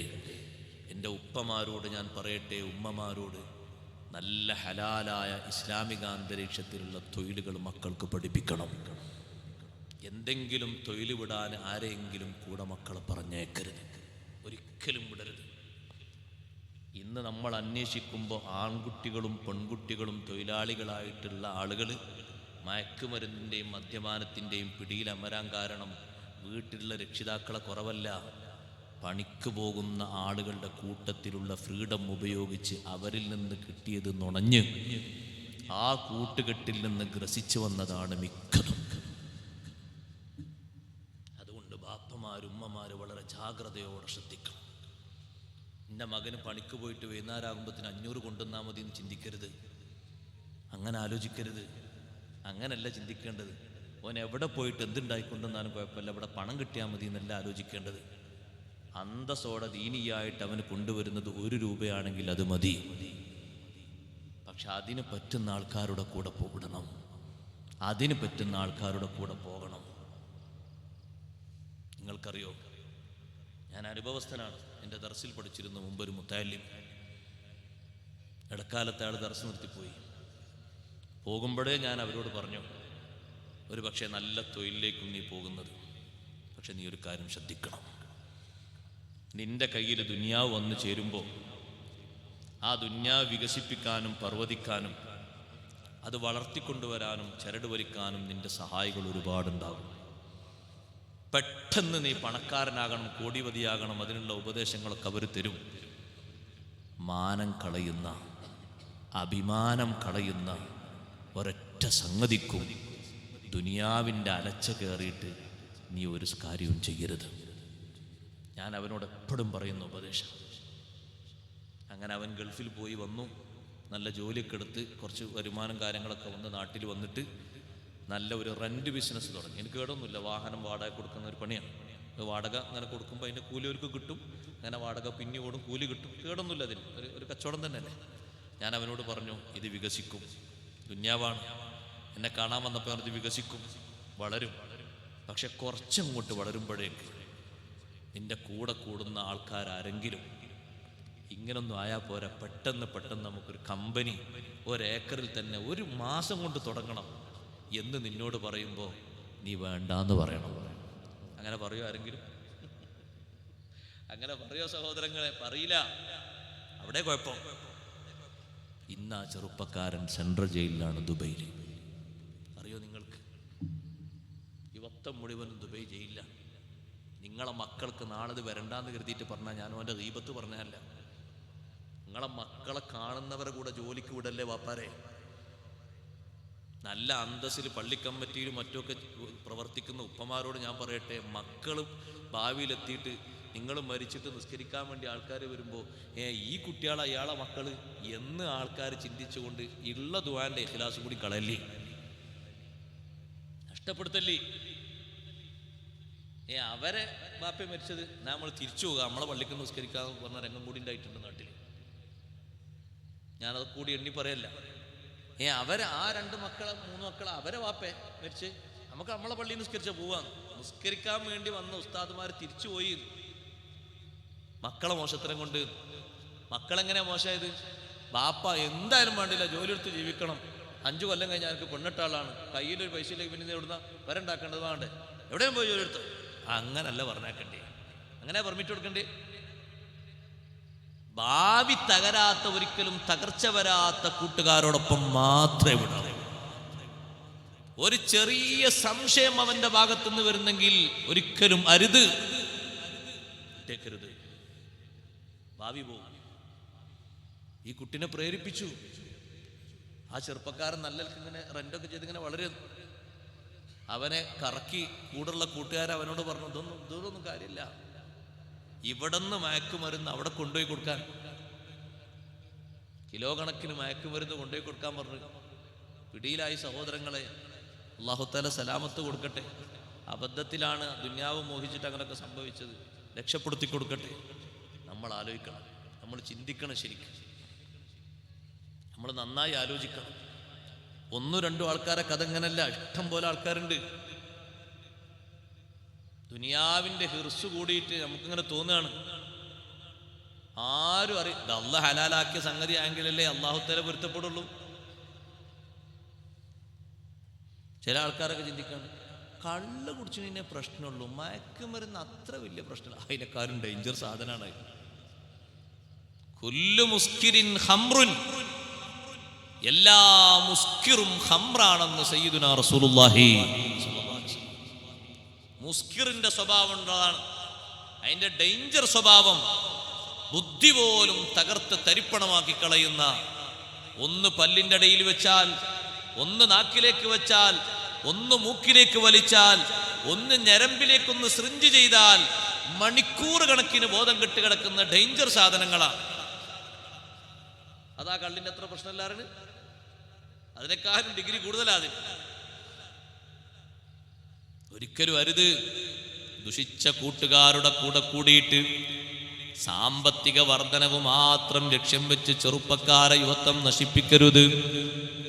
അൽ മർഉ അലാ ദീനി ഖലീലിഹി, മനുഷ്യൻ അവന്റെ കൂട്ടുകാരന്റെ സിദ്ധാന്തങ്ങളിലാ ജീവിക്കുന്നത്. കൂട്ടുകാരന്റെ ദീൻ എങ്ങനെയാണോ അങ്ങനെയാണ് ഒരു മനുഷ്യന്റെ ദീന് വരുന്നത്. ഫൽയൻദുർ അഹദുകും മൻ യുഖാലിൽ, ഓരോരുത്തരും ചിന്തിക്കണം, ആരോട് കൂട്ടുകൂട്ടണം, ആരോട് സഹവസിക്കണം. നിസ്കരിക്കാത്തവന്റെ കൂടെയാണോ നിങ്ങളെ മകന്? നിസ്കരിക്കാൻ അവന് മടിവരും. നോമ്പ് നോൽക്കാതെ നടക്കുന്നവന്റെ കൂടെയാണോ? നോമ്പ് നോൽക്കാൻ അവന് മടിവരും. ഹറാമിന് നന്നായി സുഖം കണ്ടെത്തുന്നവരുടെ കൂടെയാണോ? ഓരോ ദിവസവും ഓരോ പെണ്ണിനെ മാറി മാറി ചാറ്റ് ചെയ്യുന്നവരെ കൂടെയാണോ? അവന്റെ മെമ്മറിയിൽ ഇല്ലാത്ത പെണ്ണുങ്ങളില്ല. വിവാഹ ജീവിതം ഹലാലായത് എത്തുന്നതിൻ്റെ മുമ്പ് അവന്റെ ജീവിതത്തിന്റെ വികാര വിചാരങ്ങൾ മുഴുവനും നശിച്ചുപോയി. കാരണം അല്ലാഹ് ഹറാമാക്കിയത് അവന്റെ മുന്നിൽ സജീവമായി വരാൻ അവന്റെ കൂട്ടുകാര് മുഖേന കഴിഞ്ഞപ്പോ, കൂട്ടുകാര് പിന്തുണ കൊടുത്തപ്പോ അവന് മാറിപ്പോയി. ചീത്ത കൂട്ടുകാരിൽ നിന്ന് നല്ല കൂട്ടുകാരെ സ്വീകരിച്ചാൽ ജീവിതത്തിന് മാറ്റം വരുമോ? മാറ്റം വരും. ഒരു ചെറുപ്പക്കാരനായ നല്ല ആരോഗ്യമുള്ളൊരു ചെറുപ്പക്കാരൻ സയ്യിദുനാ റസൂലുള്ളാഹി സ്വല്ലല്ലാഹു അലൈഹി വസല്ലം തങ്ങൾ അടുത്ത് വന്നിട്ട് പറഞ്ഞു, അല്ലാഹുവിൻ്റെ റസൂലേ, എനിക്കൊരുപാട് ദുസ്വഭാവങ്ങളുണ്ട്. ഞാൻ വ്യഭിചരിക്കുന്ന ആളാണ്, മോഷണം നടത്തുന്ന ആളാണ്, കള്ളം പറയുന്ന ആളാണ്, ദുഷിച്ച സ്വഭാവങ്ങൾ മദ്യപിക്കുന്ന ആളാണ്. എല്ലാം കൂടെ ഒഴിവാക്കിയിട്ട് ഇസ്ലാമിലേക്ക് വരാൻ എനിക്ക് സാധിക്കൂല. ഏതെങ്കിലും ഒന്ന് മാത്രം വിടാൻ തങ്ങൾ പറഞ്ഞാൽ ആ ഒന്ന് മാത്രം ഒഴിവാക്കിയിട്ട് ഞാൻ ഇസ്ലാമിലേക്ക് വരും. അത് നീ ഒരുക്കമാണോ? ഞാൻ അതിന് ഒരുക്കമാണ്. എങ്കിൽ നീ ഇസ്ലാം സ്വീകരിച്ചോ. ഒരൊറ്റ കാര്യമേ നിന്നോട് ഞാൻ പറയുന്നുള്ളൂ, കളവ് ഒരിക്കലും നീ പറഞ്ഞുകൂടാ. മുത്തുനബി സല്ലല്ലാഹു അലൈഹി വസല്ലമ തങ്ങളെന്ന ഏറ്റവും നല്ല ഖലീലിനെ കിട്ടിയപ്പോ അല്ലാഹുവിൻ്റെ റസൂലിൽ നിന്ന് ഉപദേശം സ്വീകരിച്ച് ഷഹാദത്ത് കലിമ ചൊല്ലിയ ചെറുപ്പക്കാരൻ വീട്ടിലെത്തിയിട്ട് വൈകുന്നേരമതാ അവന്റെ കൂടെ നടക്കുന്ന കൂട്ടുകാര് വന്നിട്ട് പറയുന്നു, നീ വരുന്നോ? ഇതുവരെ കാണാത്ത, ഇതുവരെ രുചിക്കാത്ത മധുര 17കാരിയായ അമ്പരച്ചുംബിയായ ഒരു പെണ്ണുണ്ട്. നീ ഒരുക്കമാണോ? നീ വരുന്നോ? കൂട്ടുകാരൻ കുറച്ചു നേരം ചിന്തിച്ചിട്ട് പറയുന്നു, സുഹൃത്തുക്കളെ, ഞാനില്ല. എന്തേ കാരണം? മുത്തുനബി തങ്ങളോട് ഞാനൊരു വാഅദ് ചെയ്തിട്ടുണ്ട്, ഒരു വാഗ്ദത്തം ചെയ്തിട്ടുണ്ട്, കള്ളം പറയൂലാന്ന്. നാളെ ഞാൻ മദീനത്തേക്ക് പോകേണ്ടി വന്നാൽ നിങ്ങളെ കൂടെ ഞാൻ ഇന്ന് വന്ന് ആ പെണ്ണുമായി അവിഹിത വേഴ്ച നടത്തിയിട്ട് നബി തങ്ങൾ എന്നോട് നീ വ്യഭിചരിച്ചോ എന്നെങ്ങാനും ചോദിച്ചാൽ എന്റെ മാനം കാക്കാൻ ഞാൻ ഇല്ലെന്ന് പറയണം. അത് കളവല്ലേ? കളവ് പറയില്ല എന്നല്ലേ ഞാൻ കൈപിടിച്ച് പറഞ്ഞത്. സത്യം ഞാൻ പറഞ്ഞാലോ ജനങ്ങൾക്ക് മുന്നിൽ വെച്ച് എനിക്ക് 100 അടി തരും. എൻ്റെ മാനം പോയില്ലേ, 1 വർഷം എന്നെ നാട് കടത്തും. എനിക്ക് വലിയ പരാജയമല്ലേ സംഭവിക്കുന്നത്. ഞാനില്ല, നിങ്ങൾ പോയിക്കോ. പിറ്റത്തെ ദിവസം അതാ മോഷണ സംഘമാകുന്ന കൂട്ടുകാര് വരുന്നു. നല്ലൊരു വീടുണ്ട്, വീട്ടുകാരിന്ന് രാവിലെയാ പോയത്. ഇതുവരെ നമ്മൾ പ്രവേശിക്കാത്ത വീടാണ്. ആഭരണങ്ങൾ ഇഷ്ടം പോലെ വീട്ടിലുണ്ടാകാൻ ചാൻസ് ഉണ്ട്. നല്ല സമ്പന്നരാണ്. നീ വരുന്നോ? അല്പനേരം ചിന്തിച്ച് ചെറുപ്പക്കാരൻ പറഞ്ഞു, ഇല്ലേ ഇല്ല. എന്തേ നീ വരാത്തത്? ഞാൻ നിങ്ങളെ കൂടെ വന്ന് മോഷണം നടത്തിയാൽ, മോഷണത്തിൽ പങ്കാളിയായാൽ, നാളെ പിറ്റേന്ന് മദീനയിലെത്തുമ്പോ നീ മോഷ്ടിച്ചോന്ന് ചോദിച്ചാല് അതേ എന്ന് പറഞ്ഞാല് എൻ്റെ വലത്തെ കൈയിൻ്റെ കഫിന്റെ ഭാഗം മുറിച്ചു മാറ്റും. എന്നേക്കുമായി എനിക്ക് അപമാനമാണ്. ഇല്ലെന്ന് പറഞ്ഞാലോ അത് കളവല്ലേ? കളവ് ഞാൻ പറയില്ല എന്നല്ലേ പറഞ്ഞത്. ആരംഭ റസൂലുള്ളാഹി സ്വല്ലല്ലാഹു അലൈഹി വസല്ലമ തങ്ങളെ കൂടെ ഒരൊറ്റ മിനിറ്റ് സൗഹൃദം പാലിച്ച് ഒരൊറ്റ വസിയ്യത്ത് സ്വീകരിച്ചപ്പോഴേക്ക് ചെറുപ്പക്കാരൻ നന്നായി പോയി. ഒരാഴ്ച കഴിഞ്ഞിട്ട് മദീനയിൽ വന്നിട്ട് പറഞ്ഞു, അല്ലാഹുവിന്റെ റസൂലേ, വല്ലാത്തൊരു തീരുമാനമാണ് തങ്ങൾ പറഞ്ഞത്. ഒരൊറ്റ കാര്യം എന്നിൽ നിന്ന് ഒഴിവാക്കാൻ പറഞ്ഞപ്പോഴേക്ക് വ്യഭിചാരം ഒഴിവായി പോയി, മോഷണം ഒഴിവായി പോയി, കൊലപാതകം ഒഴിവായി പോയി, അക്രമം ഒഴിവായി പോയി, എല്ലാ ദുഷിച്ച സംഗതികളും ഒഴിവായി പോയി. തങ്ങൾ തലവനെയാണല്ലോ പിടിച്ചു കെട്ടിയത്. അതേ, തലവനെയാണ് പിടിച്ചു കെട്ടിയത്. ഇന്നൽ കദിബ യഹ്ദീ ഇലൽ ഫുജൂർ വ ഇന്നൽ ഫുജൂറ യഹ്ദീ ഇലന്നാർ. കള്ളം പറയുന്നത് സർവ്വ അനാവശ്യങ്ങളിലേക്കും പ്രേരിപ്പിക്കും, എല്ലാ അനാവശ്യങ്ങളിലേക്കും നിന്നെ ചേർത്തിക്കൊണ്ടുപോകും. വ ഇന്നൽ ഫുജൂറ യഹ്ദീ ഇലന്നാർ. അനാവശ്യങ്ങൾ നിന്നെ നരകത്തിലേക്ക് കൂട്ടിക്കൊണ്ടുപോകും. ആ അനാവശ്യങ്ങൾ മൊത്തം ആ ചെറുപ്പക്കാരിൽ നിന്ന് ഒഴിവായിട്ട് സംശുദ്ധനായി പോയി. ദുസ്വഭാവമുള്ളവരുടെ കൂടെ കൂടരുത്. ആഖിറത്തിലും നമ്മൾ അവരെ തെരഞ്ഞു നടക്കും. പക്ഷേ സഹോദരങ്ങളെ, സഹായിക്കാൻ വരില്ല. അൽ അഖില്ലാഉ യൗമഇദിൻ ബഅദുഹും ലിബഅദിൻ അദുവ്വുൻ ഇല്ലൽ മുത്തഖീൻ. ഖിയാമത്ത് നാളിൽ കൂട്ടുകാര് പരസ്പരം ശത്രുക്കളാണ്. ഒരാള് മറ്റൊരാളോട് പറയും, നീയല്ലേ എന്നെ പെടുത്തിയത്, നീയല്ലേ എന്നെ കുടുക്കിയത്, നീ കാരണമല്ലേ ഞാൻ അത്രയും സിനിമ കണ്ടത്, നീ കാരണമല്ലേ ഞാൻ അത്രയും പെണ്ണുങ്ങളോട് സംസാരിച്ചത്, നീ കാരണമല്ലേ ഹറാമിനെ എൻ്റെ മനസ്സിൽ ഇത്രയും താല്പര്യം വന്നത്. എല്ലാവരും ശത്രുക്കളാണ്. ഇല്ലൽ മുത്തഖീൻ. മുത്തഖീങ്ങളായ കൂട്ടുകാരൊഴികെ. നിന്റെ ഈമാൻ തെറ്റിക്കുന്ന കൂട്ടുകാര് വേണ്ട, ഇഖ്ലാസ് തെറ്റിക്കുന്ന കൂട്ടുകാര് വേണ്ട. പ്രിയപ്പെട്ട പെങ്ങളെ, നീ സൗഹൃദം പുലർത്തുന്ന ചങ്ങാതി, നിന്റെ ചങ്ങാഴ്ചയായ പെണ്ണ് നിന്റെ ദീനിലും ദുനിയാവിലും നന്മ മാത്രം നിനക്ക് തരുന്ന പെണ്ണാകണം. തിന്മയിലേക്ക് പ്രേരിപ്പിക്കുന്ന ഒരു സ്വഭാവം എപ്പോഴെങ്കിലും ഏതെങ്കിലും രൂപത്തിൽ വാസനിച്ചോ, വിട്ടേക്കണം കേട്ടോ. പിന്നൊരിക്കലും കൂടെ കൂടണ്ട. ഖല്ലി ഖില്ലി ഖുല്ലതൽ ഖിദ്ലാനി ഖൗഫൽ ഖാതിമ ഖാലിൽ ഖലീലൻ ഖാമിലൽ വസ്ഫി മിനൽ ഖൽഖാലി ഖാൽ. കൂട്ടുകാരാ, അന്ത്യം മോശമാക്കുന്ന കൂട്ടുകാരെ കൂടെ കൂടിയിട്ട് ആഖിറത്തിൽ കൈകടിക്കേണ്ട ദുരവസ്ഥ ഉണ്ടായിക്കൂടാ. ബാപ്പ ബാപ്പമാരെ ഉമ്മമാരെ ബഹുമാനിച്ച് ജീവിക്കുമ്പോ നിന്റെ കൂട്ടുകാരൻ നിന്റെ കൂട്ടുകാരി അവരുടെ വീട്ടിലെ ബാപ്പാനോട് ഉമ്മാനോട് ചെയ്യുന്ന കഥ പറഞ്ഞപ്പോ നീ വീട്ടിൽ വന്നിട്ട് ബാപ്പാനോട് സംസാരിക്കുമ്പോ ഉമ്മാനോട് സംസാരിക്കുമ്പോ നിന്റെ സംസാരത്തിൽ ഇതുവരെ കാണാത്ത കയർക്കുന്ന ശൈലി, ബഹുമാനത്തിനെതിരാകുന്ന ശൈലി കാണുമ്പോ ഉമ്മ ചിന്തിക്കുന്നു, പടച്ചോനെ എൻ്റെ മകൾ ഇതുവരെ പറയാത്തൊരു വാക്കാണ് ഇന്ന് പറഞ്ഞത്, എൻ്റെ മോൻ ഇതുവരെ പറയാത്തൊരു വാക്കാണ് പറഞ്ഞത്, എവിടുന്നാണ് ഇവരത് കിട്ടിയത്? അന്വേഷിക്കണം ഉപ്പമാരെ. അവൻ്റെ കൂട്ടുകാരൻ അവൻ്റെ വീട്ടില് ബാപ്പാനെ തെറി വിളിക്കുന്നവനാണ്, ഉമ്മാനെ അടിക്കുന്നവനാണ്. ബാപ്പയും ഉമ്മയും ഇവനെ പേടിച്ചുകൊണ്ട് അവൻ പറയുന്നതൊക്കെ സമ്മതിച്ചുകൊണ്ട് മുന്നോട്ട് നീങ്ങുന്നവരാണ്. ആ കഥയും ആ ഐഡന്റിറ്റിയും നിങ്ങളെ മകനിലേക്ക് മകളിലേക്ക് പതുക്കെ പതുക്കെ വരുന്നു. ആ ബന്ധം നിർത്തണേ. ആ സുഗമമായ സൗഹൃദം മുന്നോട്ട് കൊണ്ടുപോകാൻ ഒരിക്കലും സമ്മതിക്കല്ല.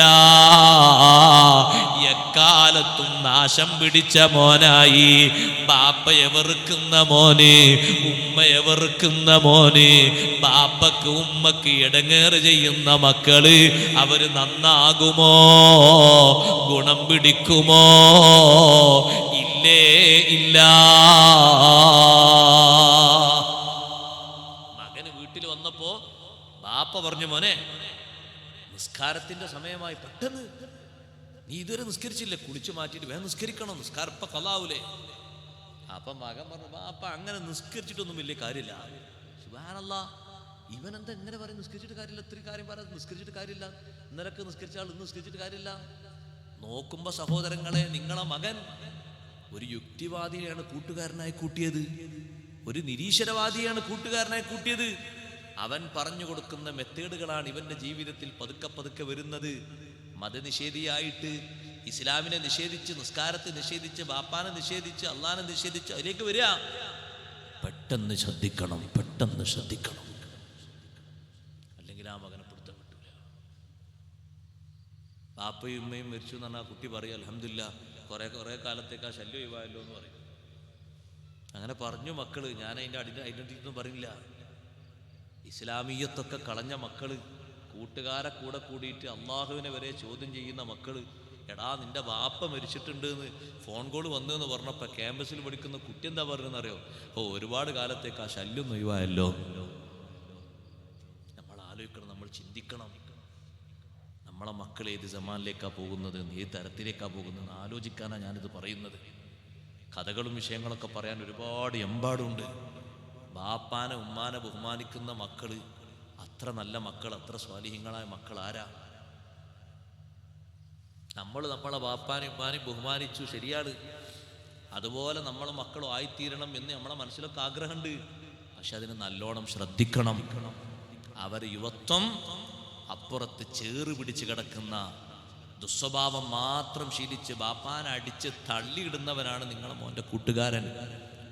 ഉമ്മാനോട് കസർത്ത് കയർത്ത് വീട്ടിൽ നിന്ന് ഇറങ്ങിയിട്ട് ചങ്ങാതിയുടെ കൂടെ വീട്ടിൽ താമസിക്കുന്ന കൂട്ടുകാരിയാണ് നിങ്ങളെ മോളെ കൂട്ടുകാരി. അവരുടെ സിദ്ധാന്തങ്ങളാണ് നിങ്ങളെ മക്കളിലേക്ക് പതുക്കെ പതുക്കെ മോഡലായിട്ട് വരുന്നത്. പേടിക്കപ്പെടേണ്ടതാണ്, വല്ലാതെ പേടിക്കേണ്ട വിഷയമാണ്.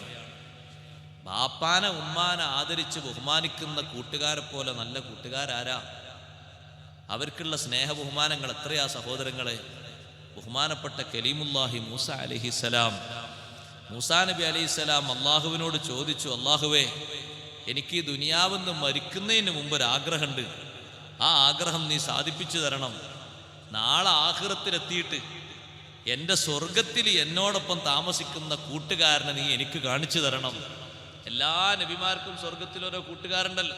നബി സല്ലല്ലാഹു അലൈഹി വസല്ലം പറഞ്ഞില്ലേ, വറഫീഖി ഫിൽ ജന്നത്തി ഉസ്മാൻ, സ്വർഗത്തിൽ എൻ്റെ കൂട്ടുകാരൻ ഉസ്മാൻ റളിയല്ലാഹു അൻഹു ആണ്. മൂസാ നബി അലൈഹിസ്സലാമിന്റെ ചോദ്യം, പടച്ചോനെ മരിച്ചു പോണതിന് മുമ്പ് സ്വർഗത്തിലുള്ള കൂട്ടുകാരനെ ദുന്യാവിൽ വെച്ചൊന്ന് കാണണം, ഒരാഗ്രഹമാണ്. അല്ലാഹു തആല പറഞ്ഞു, മൂസാ നബിയെ, നിങ്ങൾ നിങ്ങളെ നാട് വിട്ട് വേറൊരു നാട് പറഞ്ഞു കൊടുത്താൽ നാട്ടിലേക്ക് പോകണം. പോയിട്ട് നിങ്ങൾ അവിടെ എത്തിയാൽ നിങ്ങൾക്ക് നിങ്ങളെ കൂട്ടുകാരനെ കാണാൻ പറ്റും.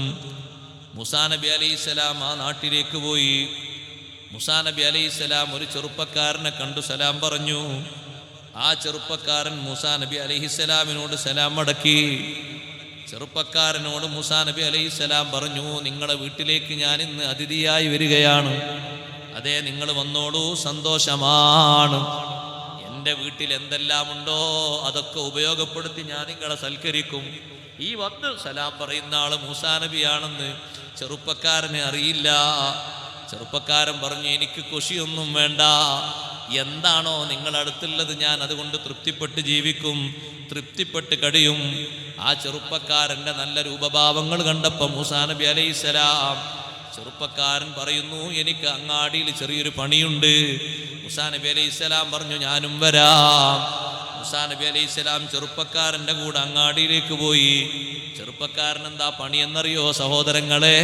നല്ല അറവ് കച്ചവടക്കാരനാണ്. സുബ്ഹാനല്ലാഹ്, അറവ് ശാലയിൽ ഇറച്ചി കച്ചവടം ചെയ്യുന്ന ചെറുപ്പക്കാരനാണ്.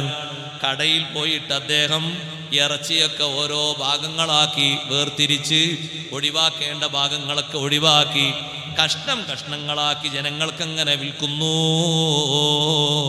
സുബ്ഹാനല്ലാഹ്, ഏത് ഇറച്ചി വെട്ടിക്കൊടുക്കുമ്പോഴും അതിൻ്റെ നല്ല സ്മൂത്തായ ഭാഗമില്ലേ, അത് ഈ ചെറുപ്പക്കാരൻ മുറിച്ചു മാറ്റിയിട്ട് വേറൊരു കൊട്ടയിലേക്ക് വെക്കുന്നത് മൂസാ നബി അലൈഹിസ്സലാം ശ്രദ്ധിച്ചു. നല്ല സ്മൂത്തായ ഭാഗങ്ങൾ, കടിക്കാനും ഭക്ഷിക്കാനും നല്ല എളുപ്പമുള്ള ഇറച്ചി കഷ്ണങ്ങൾ, അത് കൊട്ടയിലേക്ക് ഇട്ട് കൊടുക്കാതെ അത് വേറൊരു പാത്രത്തിലേക്ക് മാറ്റി വെക്കുന്നുണ്ട്.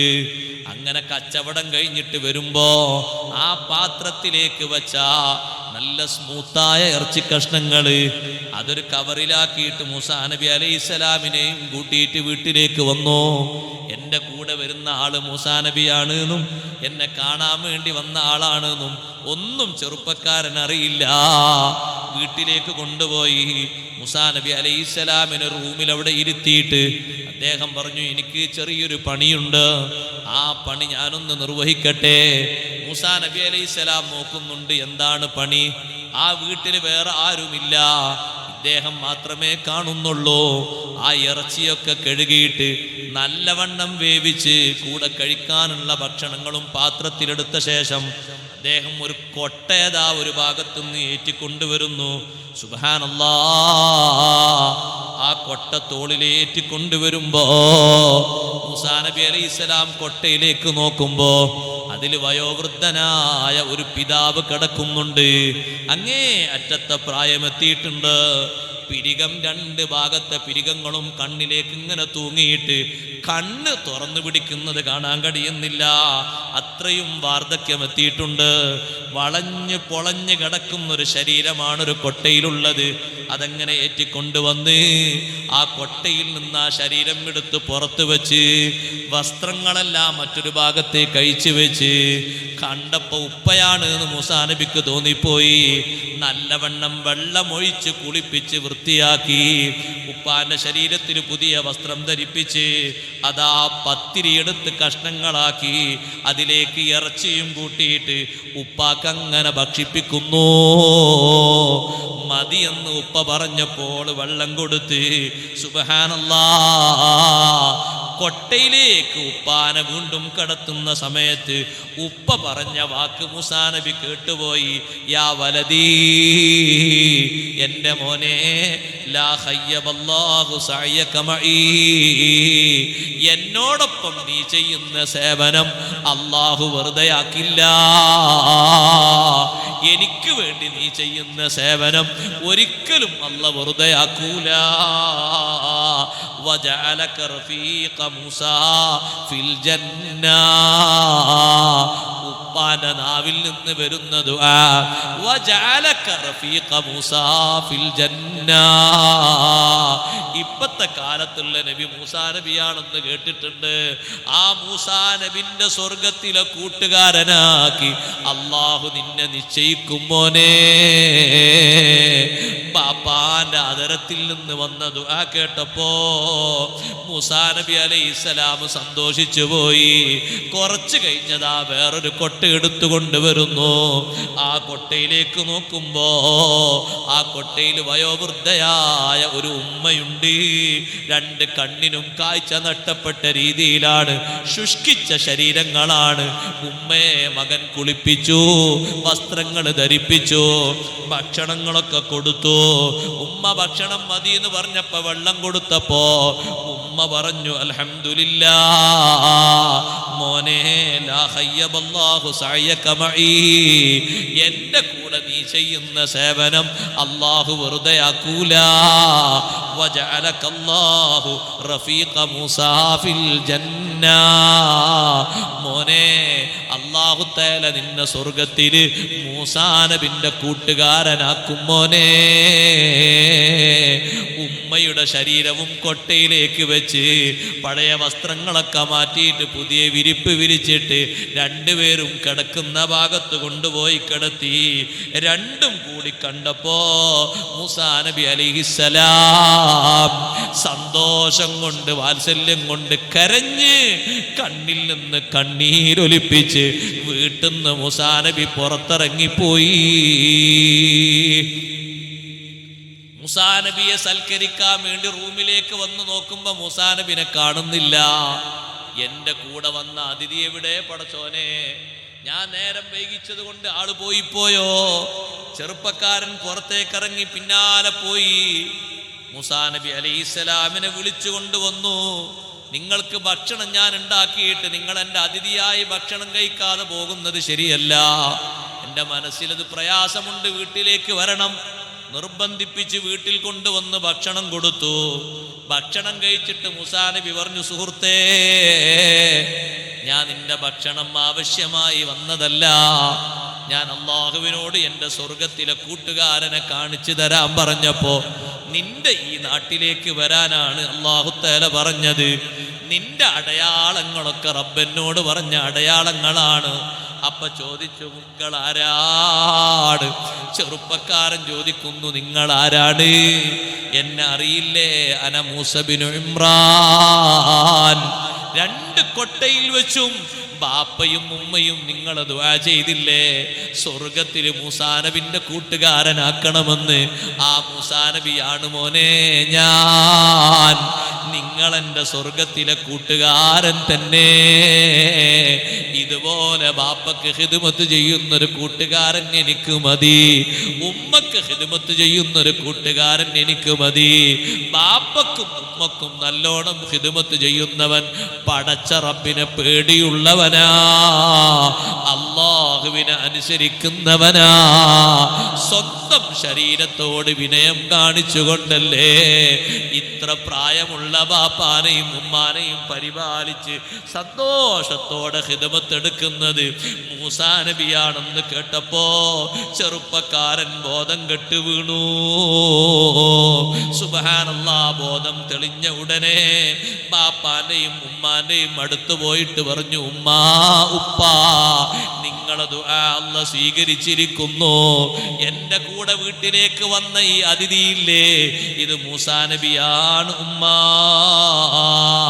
രണ്ടുപേരും അത് കേട്ടപ്പോ ഒരു ശബ്ദം രണ്ടുപേരും പുറപ്പെടുവിച്ചു. മൂസാ നബി അലൈഹിസ്സലാം നോക്കുമ്പോ ബാപ്പയും ഉമ്മയും മരണപ്പെട്ടു പോയി. മകന് കിട്ടേണ്ട സന്തോഷം അവര് ജീവിതകാലത്ത് ദുആർന്ന ദുആ അല്ലാഹ് സ്വീകരിച്ചു എന്നറിഞ്ഞപ്പോ ഇനി ഞങ്ങളെ മകന് ഞങ്ങള് ഭാരമായി ഇവിടെ നിൽക്കണ്ട, ഞങ്ങളെ ആഗ്രഹം സാധിച്ചല്ലോ, ഇനി അല്ലാഹുവിന്റെ അടുത്തേക്ക് നീങ്ങിയാൽ മതി. ബാപ്പയും ഉമ്മയും വഫാത്തായപ്പോ മൂസാ നബി അലൈഹിസ്സലാം നിസ്കാരത്തിന് നേതൃത്വം നൽകി. മരിക്കുന്നത് വരെ ആ ചെറുപ്പക്കാരൻ പിന്നെ മൂസാ നബിന്റെ കൂടെയാണ്. അല്ലാഹു നമ്മളെ ബാപ്പക്കും ഉമ്മക്കും ഖിദ്മത്തെടുക്കുന്ന നല്ല മക്കളാക്കി അല്ലാഹു നമ്മളെ കബൂലാക്കട്ടെ. വളർന്നു വരുന്ന നമ്മുടെ യുവതലമുറയെ ബാപ്പാനെ ഉമ്മാനെ അനുസരിക്കുന്ന, സ്നേഹിക്കുന്ന, പൊന്നുപോലെ നോക്കുന്ന പടച്ച റബ്ബിനോട് നല്ല ശുക്റുള്ള മക്കളാക്കി അല്ലാഹു വളർത്തി തരട്ടെ. അല്ലാഹു സദസ്സ് കബൂലാക്കി തരട്ടെ. നമ്മുടെ ഈ സദസ്സ് അല്ലാഹു ദുആഇന് ഇജാബത്തുള്ള നല്ല സദസ്സാക്കി അല്ലാഹു സ്വീകരിക്കുമാറാകട്ടെ.